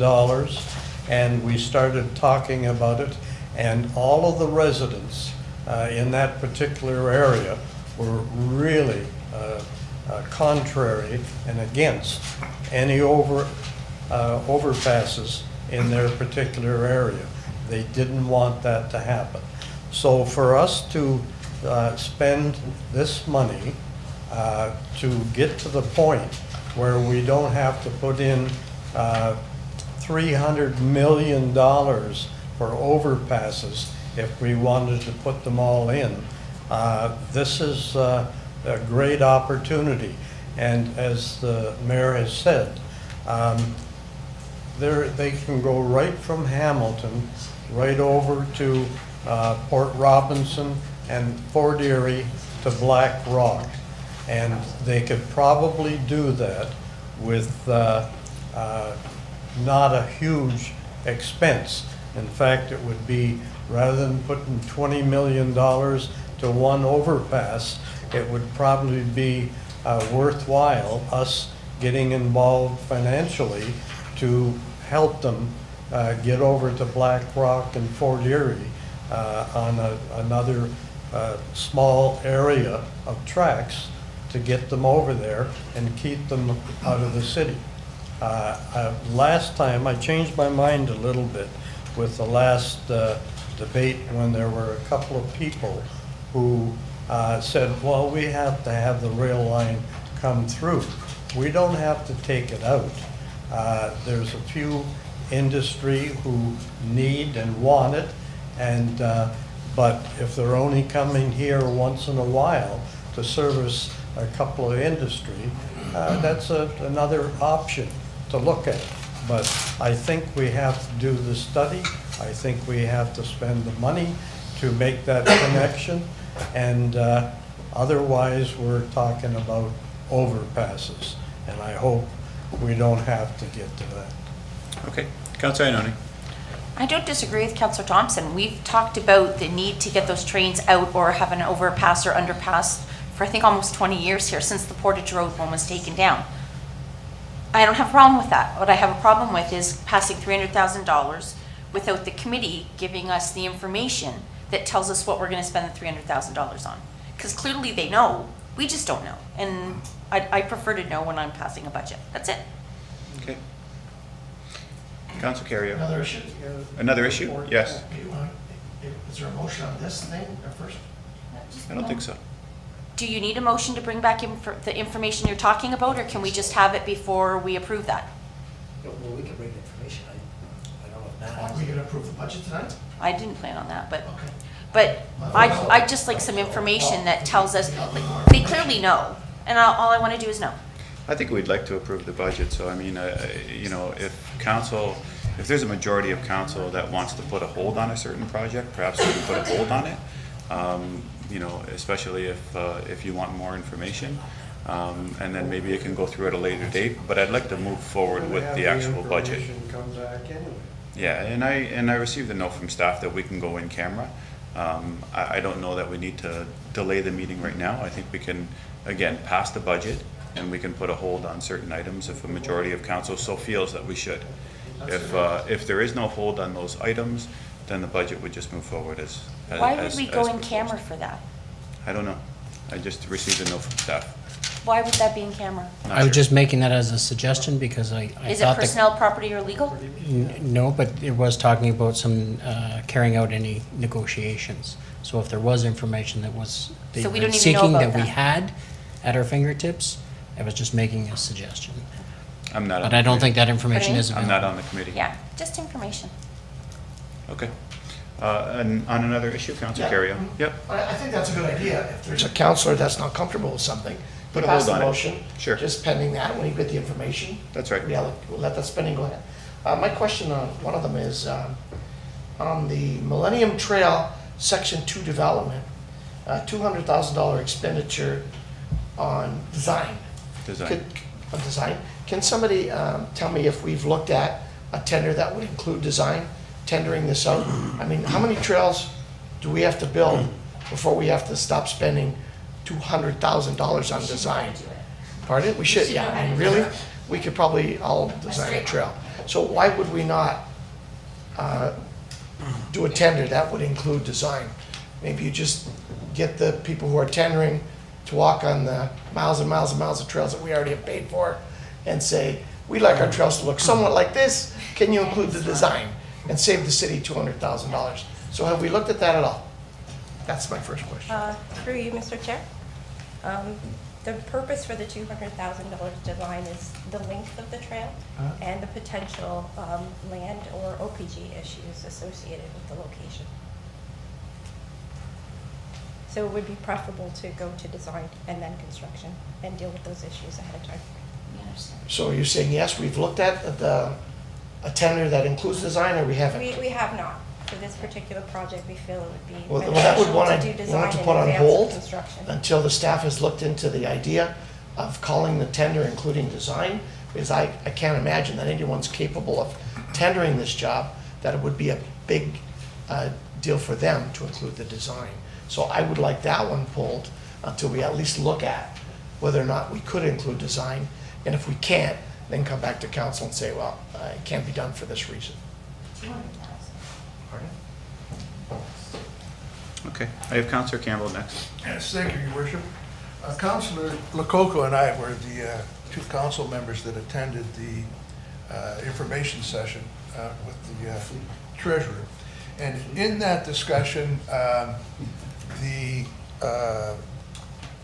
farmers market culture hub was brought up, and it is a #1 priority without present funding.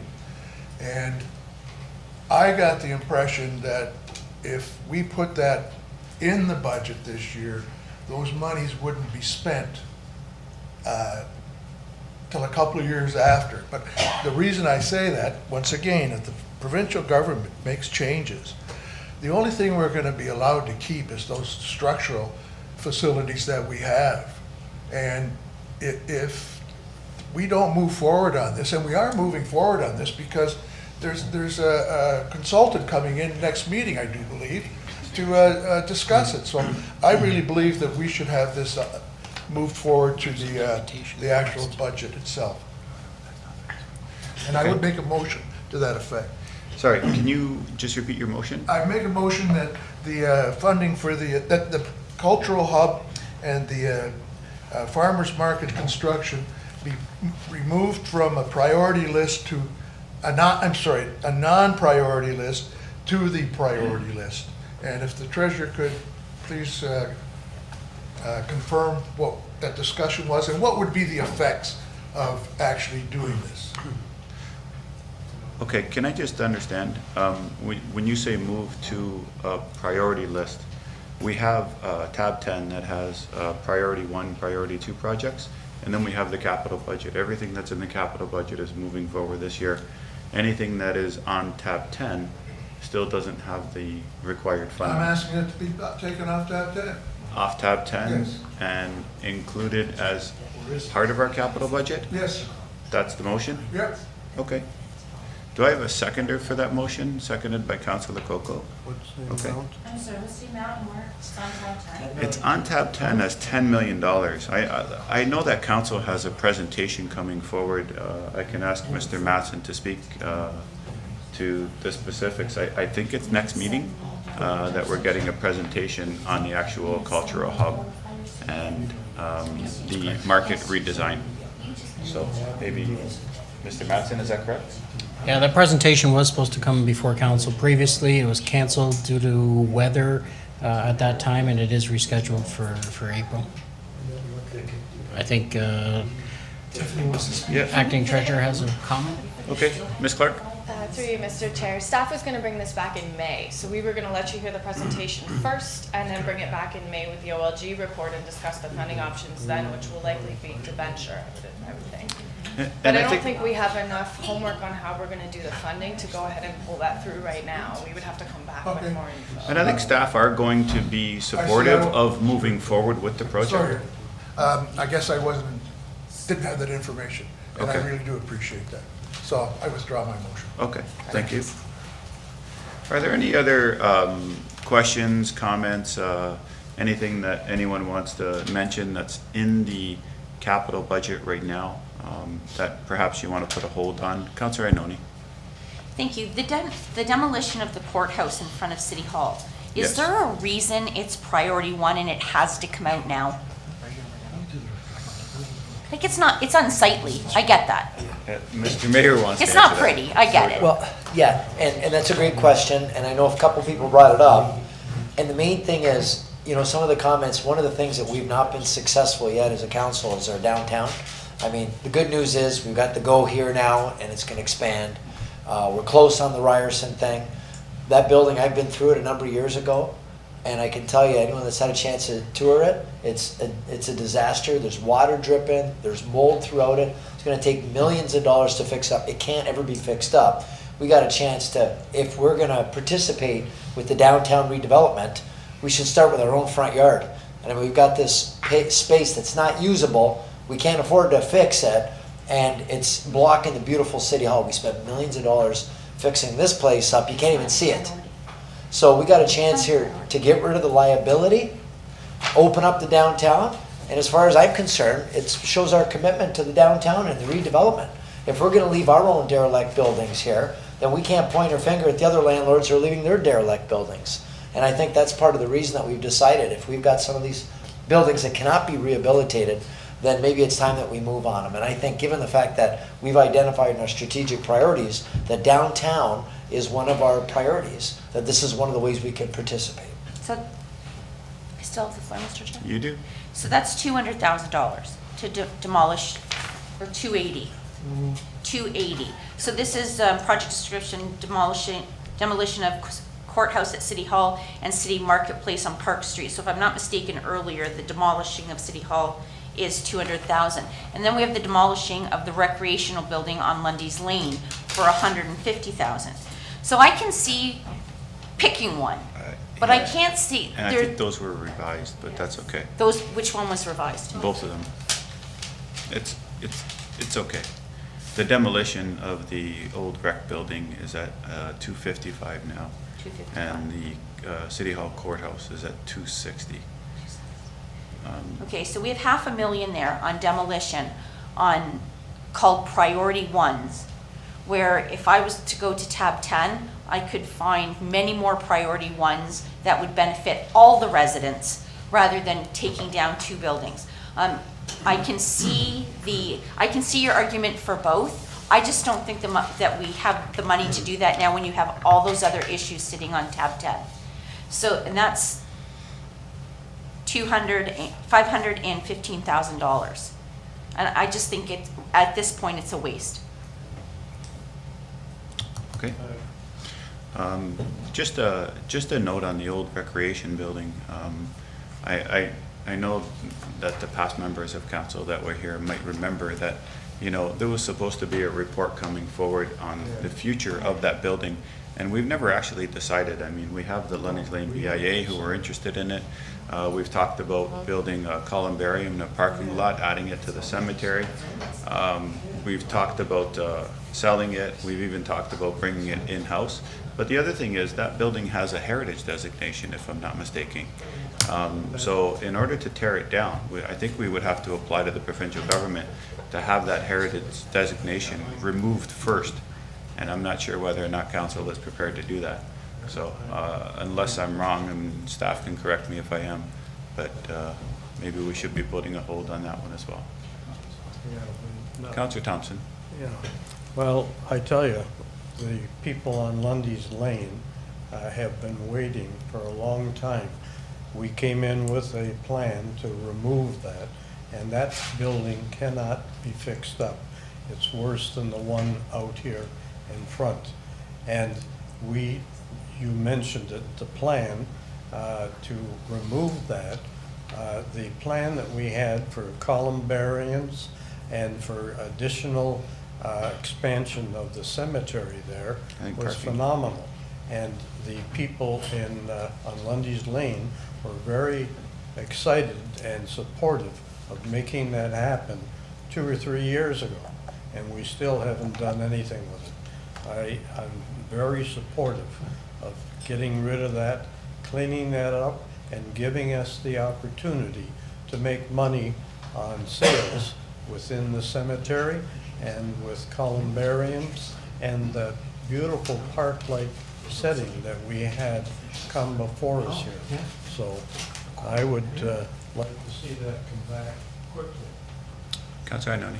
Thank you. If I go to the tab 10 issues, and a number of us have talked amongst each other and said if the province is going to come back in September and say to us, okay, you've got a spending freeze on, we want to make sure our money has been put in the ground and cannot go somewhere else. So for that $515,000, I can find sewer separation projects in 8 different streets that would add up to that $515,000 to tear down 2 buildings that really aren't killing anybody at this point. But those projects are in those people's minds on those streets, those projects have been priority 1 for dozens of years. We just keep moving them to priority 1 the next year. So. Okay. Any other council members? So, Are we gonna put those right now, what I have is I have the funds for the rail study, the trail design, and the 2 buildings.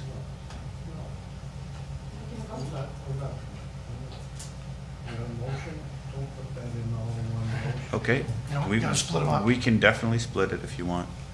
So, this is, those are the 4 things that were mentioned, so that's why I wrote them down. You want to see if the list grows a little We bit? can have, we can continue to go around and see if the list grows.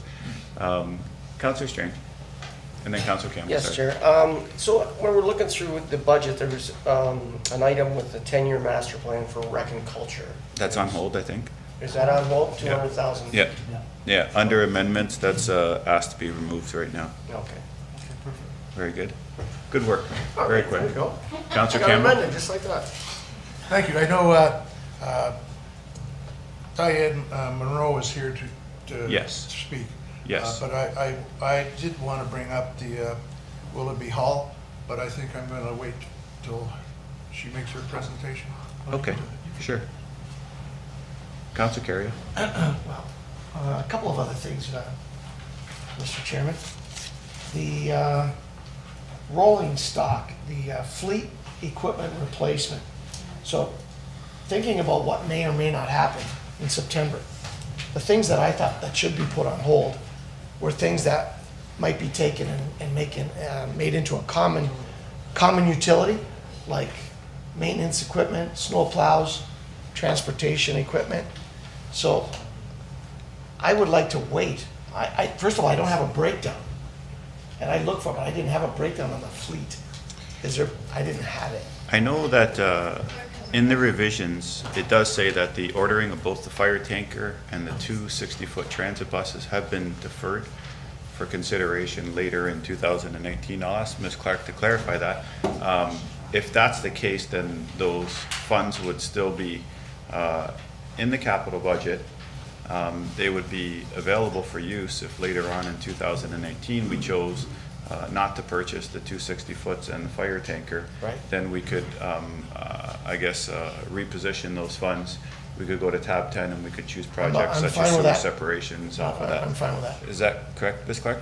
That is correct. That's So correct. the buses Okay. won't be ordered? So right now, the fire tanker and the 2 60-foot transit buses have been deferred Just be for held. consideration later on in 2019. So I think at the end of April, again, there'll be a reconciliation report that comes back in May, and there'll be some funds from the OLG that will be left there, and then any of these decisions here that we haven't moved forward with, that we decide that we don't want to move forward with, we'll put it all into one pot, and then we'll have that amount of money to spend on top 10 projects. What about other equipment in the fleet? So in your budget, there's still the $3,052,000 for fleet, and Right. there was a list in the presentation from February 26th. Okay. I happen to have one printed copy, but it probably would be on the last month's council. But the tanker and the buses that Councillor Peter Angelo has mentioned, we've just pulled that recommendation for now to deal with later. Well, even on the fleet, I got a bit of a concern on the fleet because my feeling would be that if we become one city, all the fleets get amalgamated, and we will have spent, I don't know exactly what's in that budget for that fleet, but I don't know if there's new snow plows or big equipment, small equipment. There's 3 snow plows. Well, those are the kind of things that I'm not sure this council wants to invest in at this particular time, because that could become something that our residents will have paid for, and they might end up with Wayne fleet.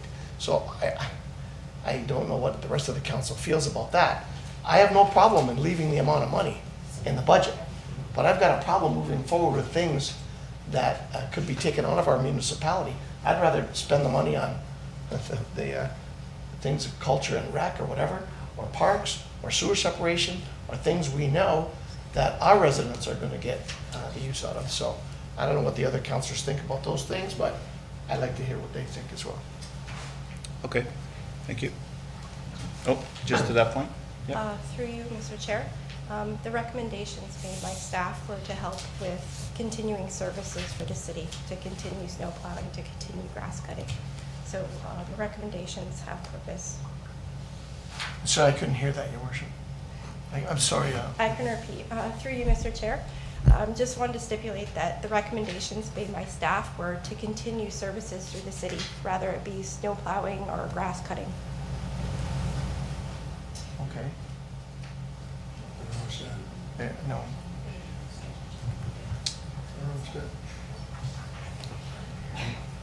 Would it be possible to expand? I think I have an idea of what you're trying to say. A lot of the vehicles that are in that purchase deal with the overall services that we provide. So even though perhaps there might be an amalgamation down the road, we still would have to perform services in our municipality. I think that's what you're trying to say? Yes, that's what I'm trying to say. And some of the vehicles are from 1988, 89, early 2000s. So they're really due for replacement. So it's just a question of maintaining services and reliability.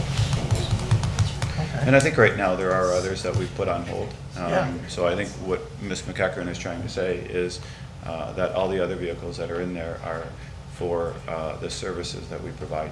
So it probably would be prudent for us to go forward with those. Okay. Councilor Ioannoni. Thank you. Also in here is a 10-year strategic plan for Parks and Rec.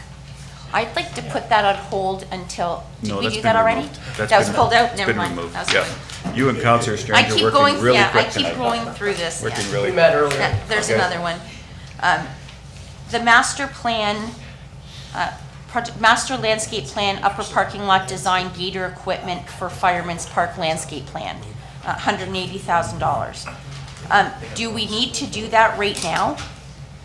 And that goes back to equipment that Councillor Carrio was talking about. Do we need new gator equipment? Is that something, see, I don't find that as priority one. When I look at what's in our tab 10, I don't think that is a priority one. I mean, Fireman's Park's being utilized every day endlessly. Why do we have to redesign, or what's the issue? I thought it was making improvements at Fireman's Park. I think there was a report that came to council back in December of 2018 where we approved a 3-year plan to put capital dollars into the park. Now that the city owns the park, it's up to us to make the improvements. I think this year, I don't What is know, wrong with it? Is there anyone from Parks and Rec? I thought it was the upper parking lot, and I'm not sure what else. Ms. McEachern. Through you, Mr. Chair. We're looking at design for the upper parking lot this year, as well as a master plan to deal with some of the recommendations we've received with respect to park improvements. So I think when you go there and they have big events, there's no rhyme or reason to parking because there's no actual painted lines or stalls or anything like that. So you get cars making their own rows all over the place. So one of the first priorities they were talking about was getting a design for their parking lot, or the upper parking lot, so that they can, house a number of people there for big events. Okay. I think that's way too much Okay. for that. Councilor Carrio. I got just a couple more, Your Worship. The pay and display machines for downtown. Mm-hmm. Could someone tell me what the payback is on those pay and display machines? The P&D? What would the payback be? Like, how long would it take for us to collect enough money on parking to pay back that $200,000 on? That's something I'll have to report back to you tomorrow, if that's okay. I don't have the figure in front of me right now. I'm just wondering whether it's like, if it's a long-term payback, I wonder if that could just be. My understanding is it's less than 5-year payback on those Less than machines. 5 years? Yes. Okay. If I can just add to, at a previous council, downtown requested that they not have free parking anymore, so these are already sort of pre-approved. They need to Right. go in. Okay. The next question would be the, on transit, would be the transit service improvement plan for $100,000. Is that always something that we hire consultants for, or don't we do a lot of that ourselves? Ms. Stout from Transit's here, and she'll be able to answer that question. Okay. Hi. Welcome. Welcome. First council meeting, longtime fan. You got it? So you have insomnia? Through Okay. you, through you, Mr. Chair, to the councillor with regards to the transit service improvement plan. It's my understanding that council has an implementation plan in place that you passed. I believe it was done in 2012, but you passed it in 2014. Put it into place, put in an 8-year kind of phased-in way forward for transit here in the city of Niagara Falls, and you're going into year 5 of that implementation plan. So this is really a revisit for what you've managed to achieve citywide in your transit planning going forward, and just making sure that on a go-forward basis that the routes that you've established are performing the way that they should be, that you are building out and expanding into things like developments that are developing in different areas of the city that may have not been seen at the time when that was done 5-7 years ago. And that it's taking into consideration things like hospital builds and things like that. How are you planning forward to provide transit in this city? How that plays out regionally would be how is that plan in place and the implementation of it going forward going to be absorbed by the region if the region becomes the major transit partner or the transit giver to this community. But it really puts a plan in place to go forward to establish how you see and how you want transit delivered in your community on a go-forward basis. You did very well. Thank you. You're welcome. Okay. Are there any other projects in the capital budget that council would ask to be considered to be put on hold? Okay, I'm just going to give a rundown of what I have so far. So I have the vehicles in regards to the 260-foot and the 1 fire tanker. I have the funds for the rail study. I have the trail design. I have the courthouse demolition and the old recreation building demolition. Those are just ones that I will go through and take motions on. Actually, I'll take motions on all 5 of them. Before I do that though, I'd like to move forward with the actual capital budget. So I think it would be prudent of us to pass the actual capital budget, and then we can discuss things that we want to put on hold. Exactly. The amount. Yeah, and then anything that we don't spend that's part of that capital budget right now, we can always do it as part of our reconciliation statement in May. So I have a motion from the mayor, seconded by Councillor Strange, to pass the capital budget as it is right now. Are there any questions or comments to the motion? The amount. The amount, exactly. The amount, and all the projects that are in there, and then I'll go through the ones that we've had concern over. Okay, there's a motion on the floor for approval. I'll call the vote. All those in favor? Opposed? The motion's carried unanimously. Thanks. So I'll start with the vehicles. I know it said in the staff report that the ordering of the fire tanker and the 260-foot have been deferred for consideration later on in 2018. I don't know, do we need I would move that we defer that to. put a hold on that? Yep. Okay, so I have a motion from Councillor Carrio, seconded by the mayor. All those in favor? Opposed? Thank you. Okay, so those ones are on hold. The next one I have is the rail fund study, and I think the concern was just if we could get some information back And then after we receive some information, then we'll hopefully move forward with that. And I had a motion by Councillor Iannoni. Is there a seconder to that, to I'll put a second hold it on till we that? get the information. Yep, yep, seconded by Councillor Thompson. I'll call the vote. All those in favor? Motion, Opposed? can I be clear? The motion is simply just to put a hold on it. And so that that we staff know what can you know. report back, Okay. staff can report back with some information on, I guess, More what the detail. funds are gonna be used for, and what our chances are, of being successful. Well, and how So- did they come up to $300,000? Like, how did you come up with the $300,000 mark? And what does, but you, I'm not saying you, how the $300,000 cost came about, what's that gonna buy us? What is our return on investment? Just use the multiplier on how many times you had to wait at that crossing. Yeah, listen, I taped that for my campaign, I know. Okay, there is a motion on the floor, just to put a hold on that until some more information comes back. I'll call the vote. All those in favor? Opposed? And that one's carried as well. The next one would be the trail design, and I know the concern from Councilor Carrio was that the design be part of an RFP for construction. So just to hold that $200,000 until we can get some more information back from staff. I have a motion by Councilor Carrio, seconded by Councilor Lococo. I'll call the vote. All those in favor? Opposed? That motion's carried.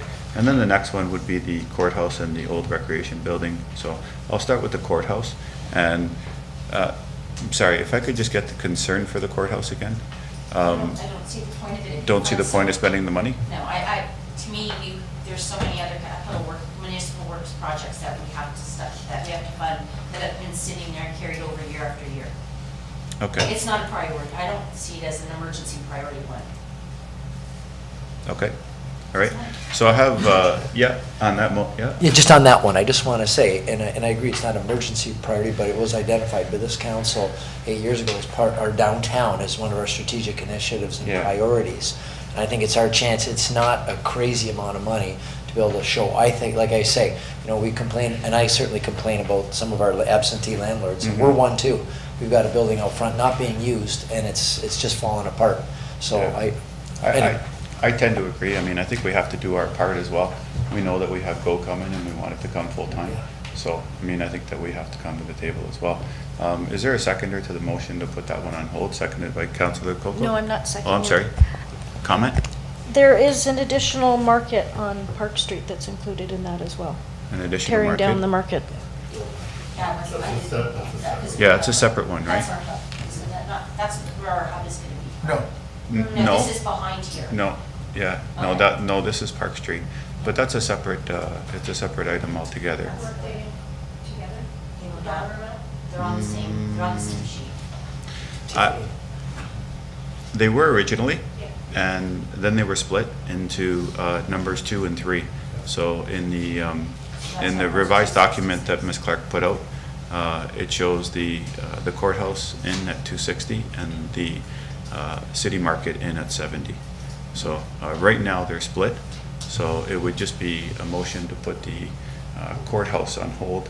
So can I ask, do I have a seconder for the motion? Because if there's no seconder for the motion, then Well, I'll there's no second it, sense and in I'll tell you debating. why. Okay, yep, Councilor Carrio. So I have a I'll second that on the motion floor. because I understand the mayor and the staff's argument about that. But I don't think you can say that this council hasn't allocated a lot of money to help make the properties that we're on look better. We bought the old police building and spent, I'm not sure how much money on the police building. We completely redid City Hall. I'm not suggesting that we don't tear that down. I'm just suggesting that maybe we just defer it for one season and then come back and look at it, because we spent millions and millions and millions, more than anybody else has spent down in this area on this building, the police building, and all the work that we're doing in between. So we'll see how it goes. I would second that. Yeah, absolutely. And I know we keep saying all the time with amalgamation, but the reality is, it's gonna be September when we know. So if we're deferring that and putting it off and things, and we find he's not making us Yeah, one put it big back. city, or that can go back in. Yeah, But just defer it. I'm really determined that anything we spend, they can't touch, move. Like, it has to be something that prevents a flooding, or is a sewer, or municipal works is not sexy, but municipal works needs more money than anything. I know we're putting in historic amounts, but before they take our historic amount of money, I'd like to see most of it there. That's why I just don't think it's a number one priority. I can see if we have extra or we're not amalgamated, we can then revisit that. Just right now, I think we need to wait and know what's gonna happen. If I could, I don't know, we don't stand up, I don't know what the rules here anymore, if we're standing, we're Well, I not watched standing. you at the region and you don't stand up, and I can't see my. No, we stand I up. can't see my iPad when I Oh. stand He's just up, getting so- shorter. Okay, no, and my other thinking is, there's, amalgamation's coming, anyone who thinks it's not coming, there's no question it's coming, we just don't know to what degree. And the other thing is, if we aren't making all the decisions here, I guarantee a politician out in the west of Niagara isn't gonna be too worried about our courthouse. And a great city is much more than just a city whose toilets flush.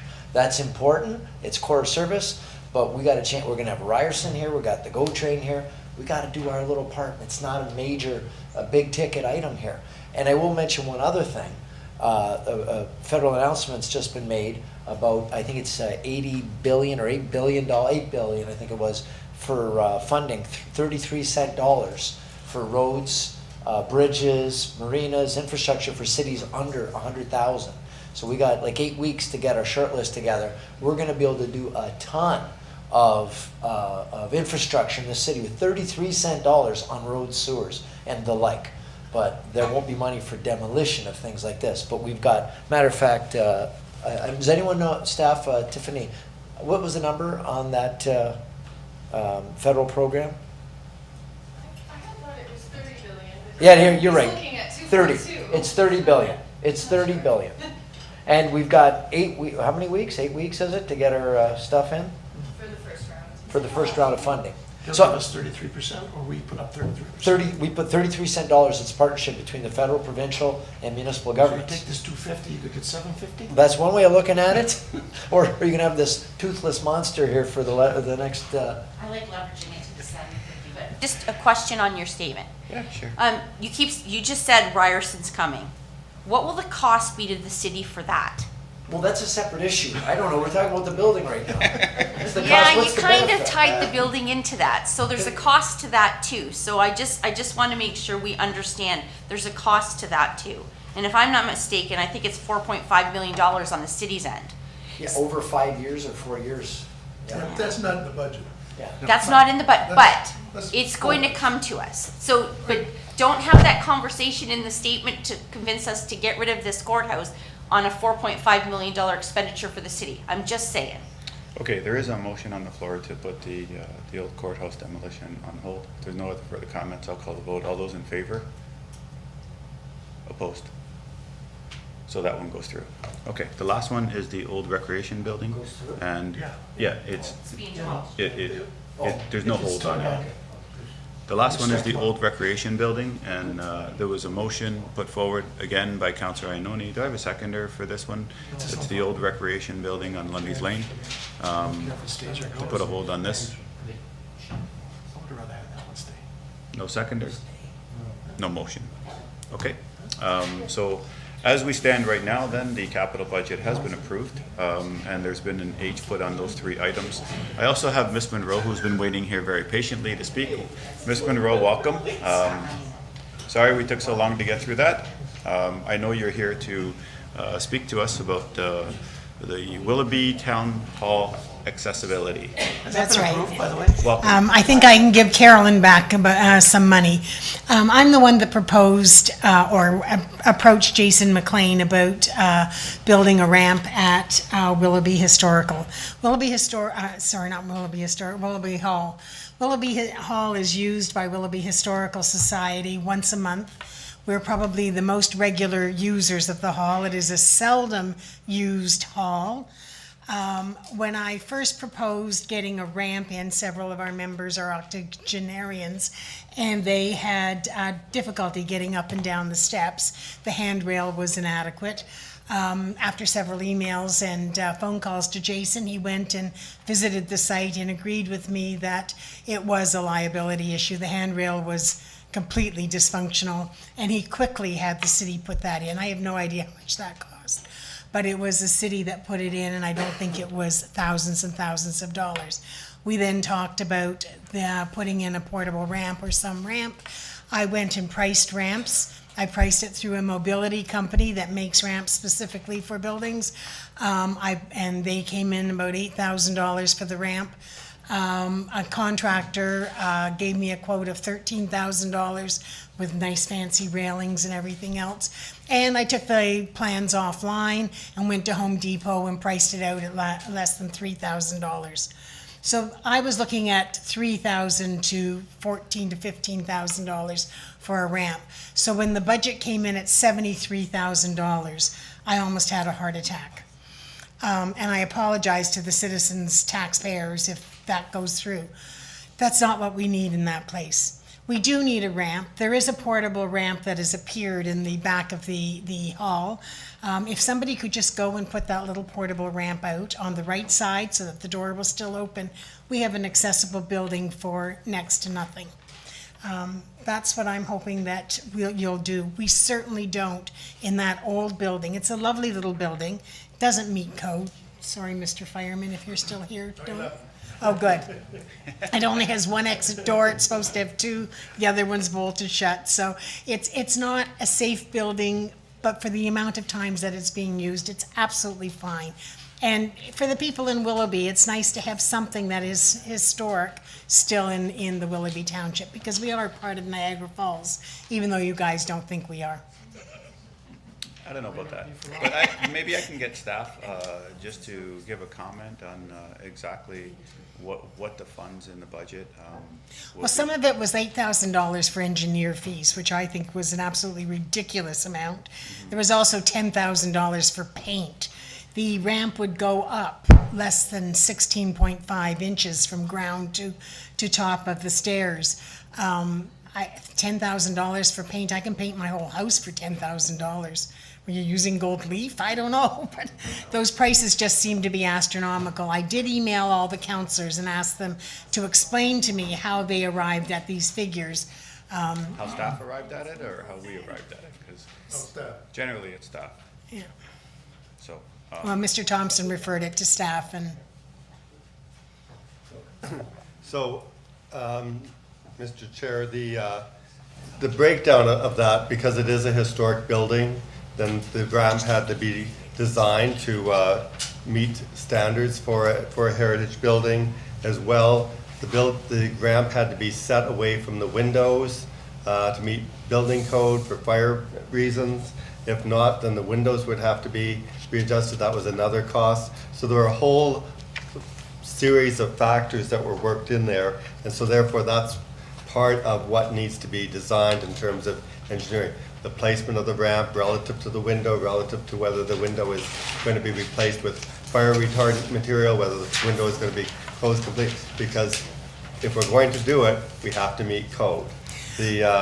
As well, I was told that the ramp that Ms. Monroe priced, the aluminum ramp didn't actually meet code as well. Once we put the ramp in, then we need an accessible door. So now we need to take out the old door, put in a new door. And it's not enough to just have a door, we need to have the automatic button.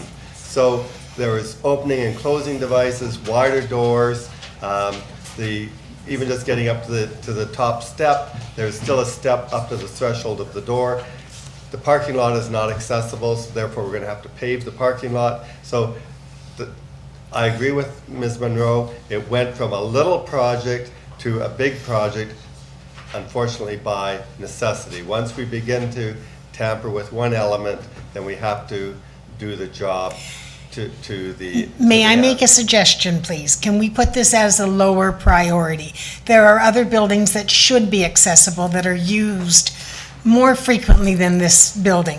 With the ramp that handrail that Jason put in, it's worked fine. All of our people can now get themselves up those two stairs.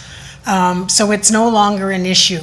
But Peterson's building in Chippewa needs a ramp. Put the ramp there, put the accessibility there. That's in the center of Chippewa. It could be used. It's been closed for 3 years. Our little Willoughby Hall is used, I think I figured out something like 95 hours a year.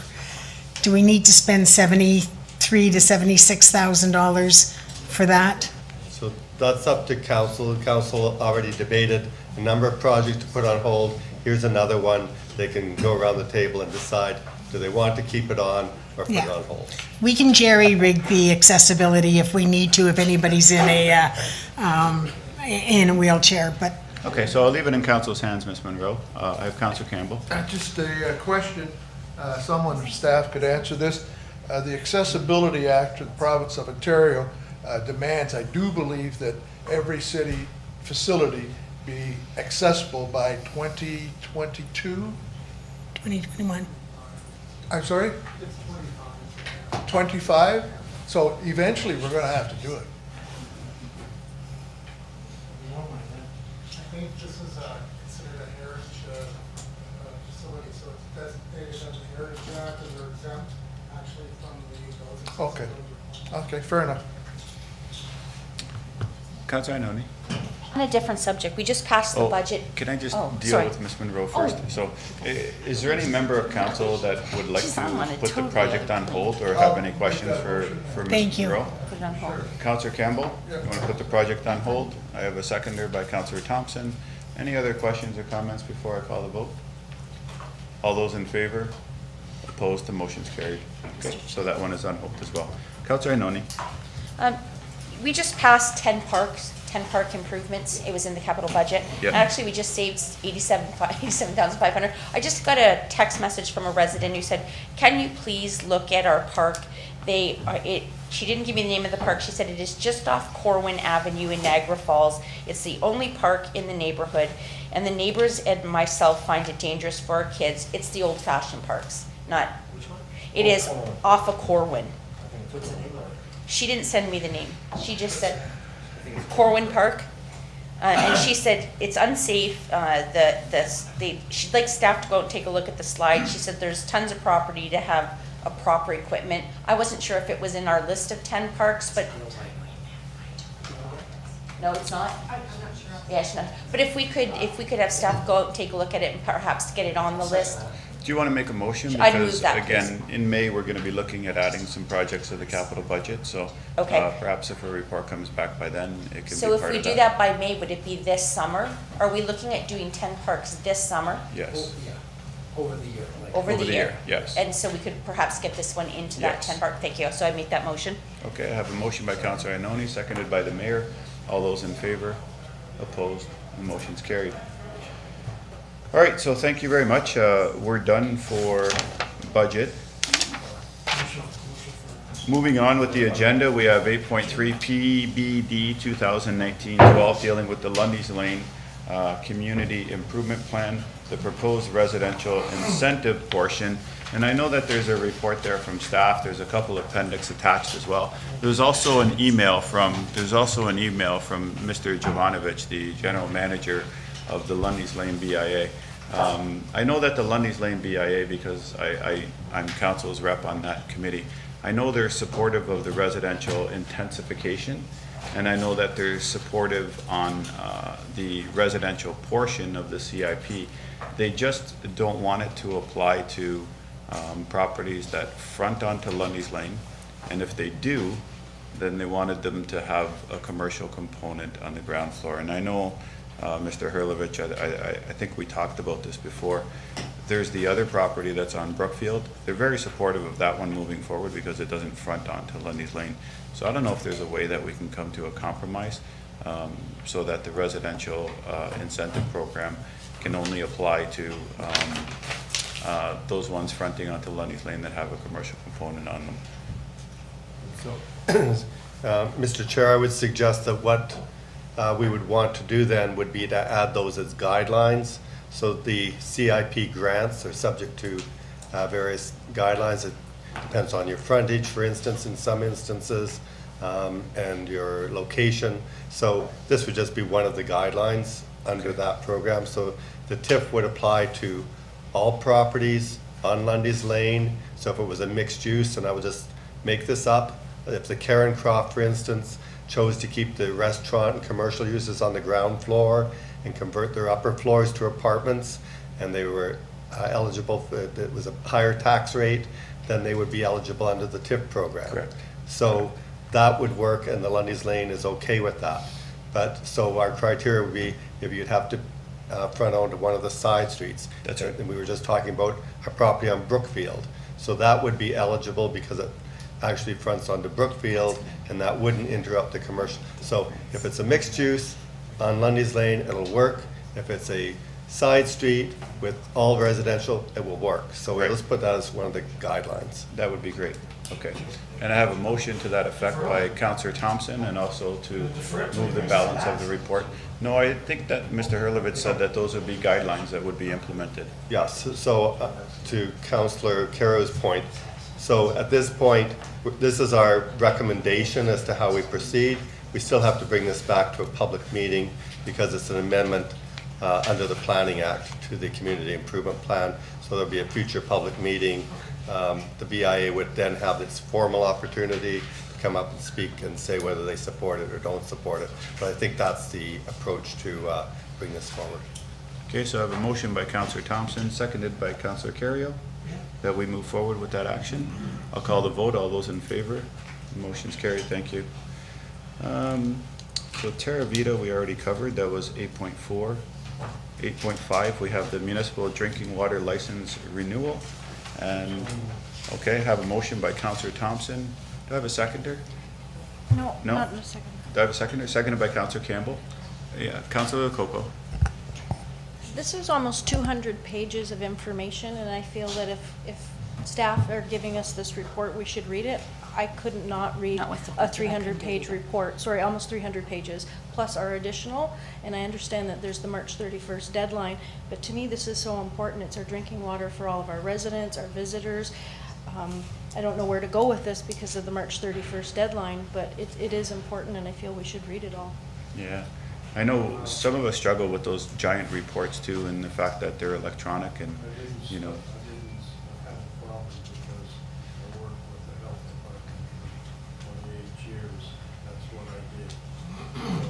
This is basically information and factual testing and tells you what the water that we're producing, which is excellent. Okay. Oh, Ms. McEachran. Through you, Mr. Chair. At this time, we're just asking you to receive the report and to direct staff to apply for the license. We'll be coming back in April with a presentation discussing the program for licensing in more detail. Okay, thank you so much. Okay, so there's a motion on the floor to approve the report made by Councillor Thompson, seconded by Councillor Campbell. I'll call the vote. All those in favor? Opposed? Motion's carried. Thank you. Next is 8.6 MW 2019-08, the asphalt overlay phase 1. Mr. Matson. I think the acting director of municipal works could correct me if I'm wrong, but I believe with the passing of the capital budgets, 8.6 and 8.7 could be skipped. Okay. They were just lifted in there in case the capital budget wasn't approved. Okay, we'll move on to 8.8 F 2019-09, the annual statement of remuneration and expenses. And looking for a motion to receive and file. Moved by Councillor Carrio, seconded by Councillor Thompson. All those in favor? Opposed? Thank you. Next is CAO 2019-05. It's a provincial review of regional government. And looking for a motion to approve the report. Receive and file by Councillor Thompson, seconded by Councillor Dabrowski. I'll call the vote. All those in favor? Thank you. Next, we have the consent agenda. Consent agenda. I have a motion to approve the consent agenda by Councillor Carrio, seconded by Councillor Dabrowski. Is there anything that anyone would like pulled or more information on? Okay, if not, then I'll call the vote. All those in favor? Opposed? Thank you. The motion's carried for the consent agenda. On to communications. 10.1 is World Autism Awareness Day. We have a recommendation that the request to have a flag raising on Tuesday, April 2nd be approved. Moved by Councillor Strange, seconded by Councillor Lococo. All those in favor? Thank you. 10.2 by the Niagara Shrine Club, looking that the city, motion by Councillor Carrio, seconded by Councillor Campbell, that the Niagara Shrine Club request a city proclamation declaring June 6th as Shriners International Awareness Day. I'll call the vote. All those in favor? Opposed? Thank you very much. 10.3 is correspondence from the town of Fort Erie regarding the Niagara Peninsula Conservation Authority. The town council is asking all municipalities for their endorsement and support of a recently passed resolution It's for the consideration of council. So we can either accept their request or receive and file. So a motion to receive and file made by Councillor Strange, seconded by the mayor. If there's no other comments, I'll call the vote. All those in favor? Opposed? Thank you very much. Motion's carried. 10.4, another correspondence from the town of Fort Erie. And this one deals with the waste management contracts. Interesting to see, report the information. Did we not talk about this one before or no? We did, right? That's what I thought. Yeah. We have, this has come from the town of Fort Erie. They've just asked that it be circulated to the Niagara area residents. The recommendation is just that it be received for information. Okay, I thought we actually made a motion to support them last time, but we'll receive it again. So I have a motion to receive made by Councillor Thompson, seconded by Councillor Dabrowski. All those in favor? Thank you. 10.5, correspondence from the town of Saugeen Shores, and it deals with investing in Canada infrastructure. Once again, it's for council's consideration, so we can either move to support or we can receive and file. Receive and file. Motion by Councillor Thompson, seconded by the mayor, that we receive and file. All those in favor? Thank you very much. The motion's carried. 10.6 is the Region of Niagara's amended smoking bylaw. And the recommendation is that council pass a resolution giving their consent to the passing of the region's amended smoking bylaw. I have a motion by Councillor Cario, seconded by Councillor Iannoni to support the recommendation. I'll call the vote. All those in favor? Opposed? Motion's carried. The next one is again from the Niagara region, and it has to do with the Niagara Peninsula Conservation Authority board appointments. And this deals with the resolution regarding the extension of the current NPCA board appointments. It's just for council's information. I have a motion to receive made by Councillor Strange and seconded by Councillor Lococo. I'll call the vote. All those in favor? Thank you. 10.8, again from the Niagara region. There's a number of different correspondences here. I think there's 1, 2, 3, 4, 5 in total. First one is on the update of the Natural Environment Work Program. Second one is the Environmental Planning Function Overview. Third one is the Development Applications Monitoring Report for 2018. The fourth one is the Budget and Waste Management Services Operating Budget and Requisition. And the fifth one is the Budget and Water and Wastewater Operating Budget, Rate Setting and Requisition. And motion to receive the correspondence made by Councillor Cario, seconded by Councillor Campbell. I'll call the vote. All those in favor? The motion's carried. Thank you. The next one is correspondence from the City of Toronto that deals with the planning appeals process. And motion to receive and file made by the mayor, seconded by Councillor Thompson. I'll call the vote. All those in favor? Motion's carried. Thank you. Next one is the Victoria Centre BIA looking for approval of the 2019 budget. I have a motion by Councillor Thompson, seconded by Councillor Campbell. And Councillor Lococo, you have a question? Just a question, I think in general, with all of the other BIA budgets, I've seen the revenue and the expenses equal out to zero. This one didn't. Is that normal? Are you allowed to keep a reserve? I just didn't know. Okay.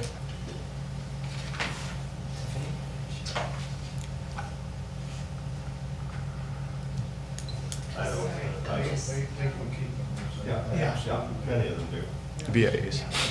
That's what I thought. Okay. All right, if there aren't any other questions, there's a motion to approve the 2019 budget for the Victoria Centre BIA. I'll call the vote. All those in favor? Motion's carried. Thank you. Next one is correspondence from our own Recreation Committee looking for an activity subsidy for their upcoming fundraiser. Councillor Strange.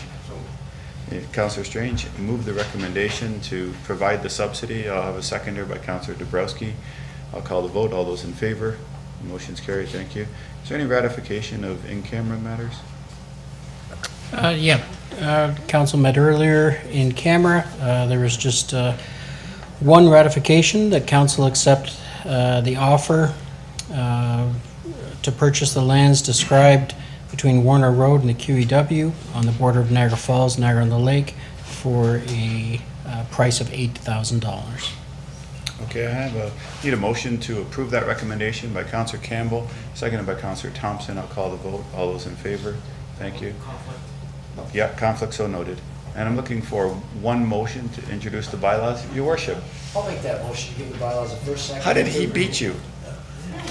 Motion by the mayor, seconded by Councillor Thompson to introduce the bylaws, give them a first, Why are second, you not up there? and third reading. So I'll ask Mr. Mattson if there's any, oh, I'm sorry. Yeah, I'd like to pull one to speak about it, please. Um, Animal control. okay. Generally, do we pull them or do we just, if they have questions, yeah. Maybe you can just, I guess, tell us what the matter is and then we'll decide whether or not we move forward with all the bylaws at once or whether we pull it at the end. The fee schedule that's attached to it, I just wanted to bring it to everybody's attention. Under a perfect world, it's great, but do we have the bylaw enforcement to enforce all of those fees and those fines? There's a lot of them in there that we haven't had before. Sure, we would like to save animals and care for them properly, but those fees that are there, I just have the question if they are going to be enforceable. Do we have enough staff to do it? Okay. In terms of enforcement then, Mr. Herlovich? Yes, your acting worship. You're also known as the enforcer. Thank you. Yeah, so you heard from the Welland SPCA and Humane Society. It's their staff that's actually going to enforce that. And because each of those areas is an identifiable area under the Humane Society Code, I'm not sure what the actual act is, those are possible offenses, so we need to relate a charge to each offense. So no, they might not ever get a call on some of those offenses, but some of them they will, and so we need to set the fines now. So rather than being a charge and they go to court, we determine an amount, we predetermine the amount, and they, so it's set by a ticket. You have to pay the ticket. If you don't want to pay the ticket, you can appeal it, and you go to the Chief Justice, and the Chief Justice is going to decide. But the staff that's going to enforce it is the Humane Society that we've already contracted their service. Yeah, I think it just gives us the tools and the background. Should we ever proceed to court, then we have a schedule of fines that we can enforce. So. Just one further comment on that. At the beginning of March, the OSPCA is not enforcing animal cruelty. So through a court system, it's gone through the fine system. So as long as everyone understands that, then that's fine. Okay. Mr. Herlovich.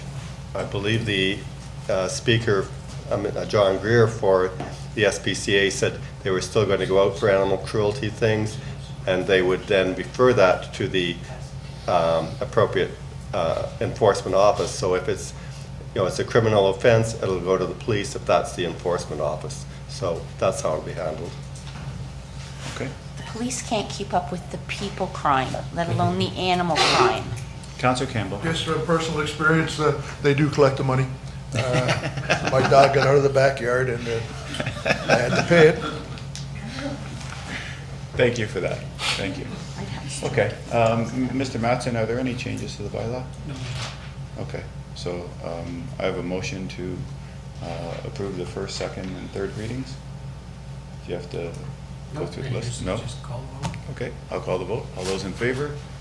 Opposed? Motion's carried. All right. That's why the mayor left me here, is because he didn't want to hear my new business. So I'm going to start with this side over here. Does anyone have any new business? Councillor Lococo. In the budget, it was pulled, but I wanted to talk about it. It's talking about 5G technology. We were looking at smart city plan, but we have removed it.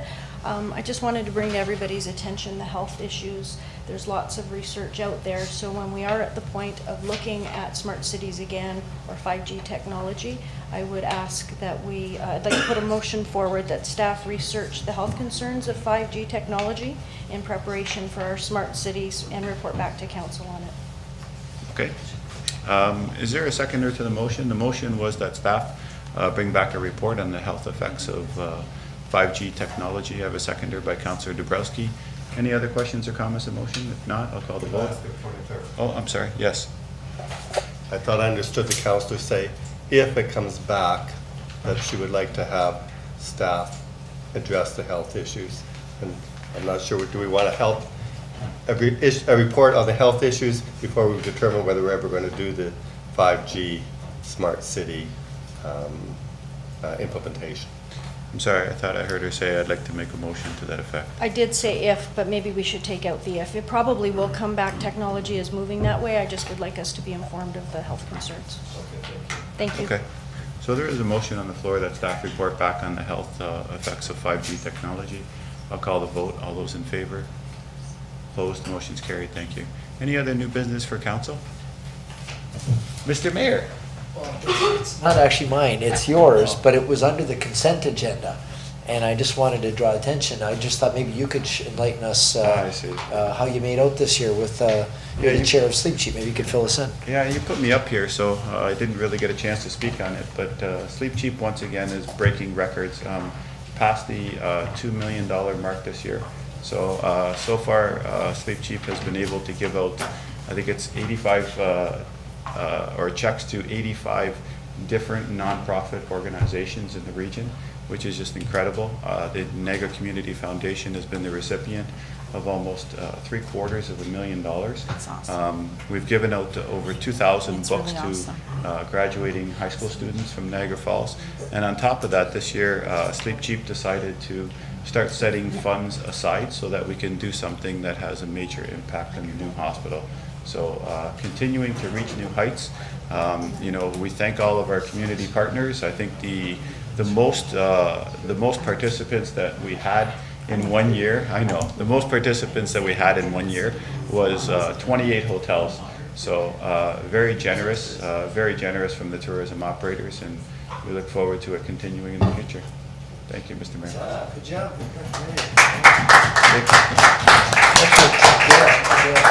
Yes, and I know Dale's here. Yeah. Thanks, Dale. If there isn't anything else, then we're adjourned. Thank you. Wow.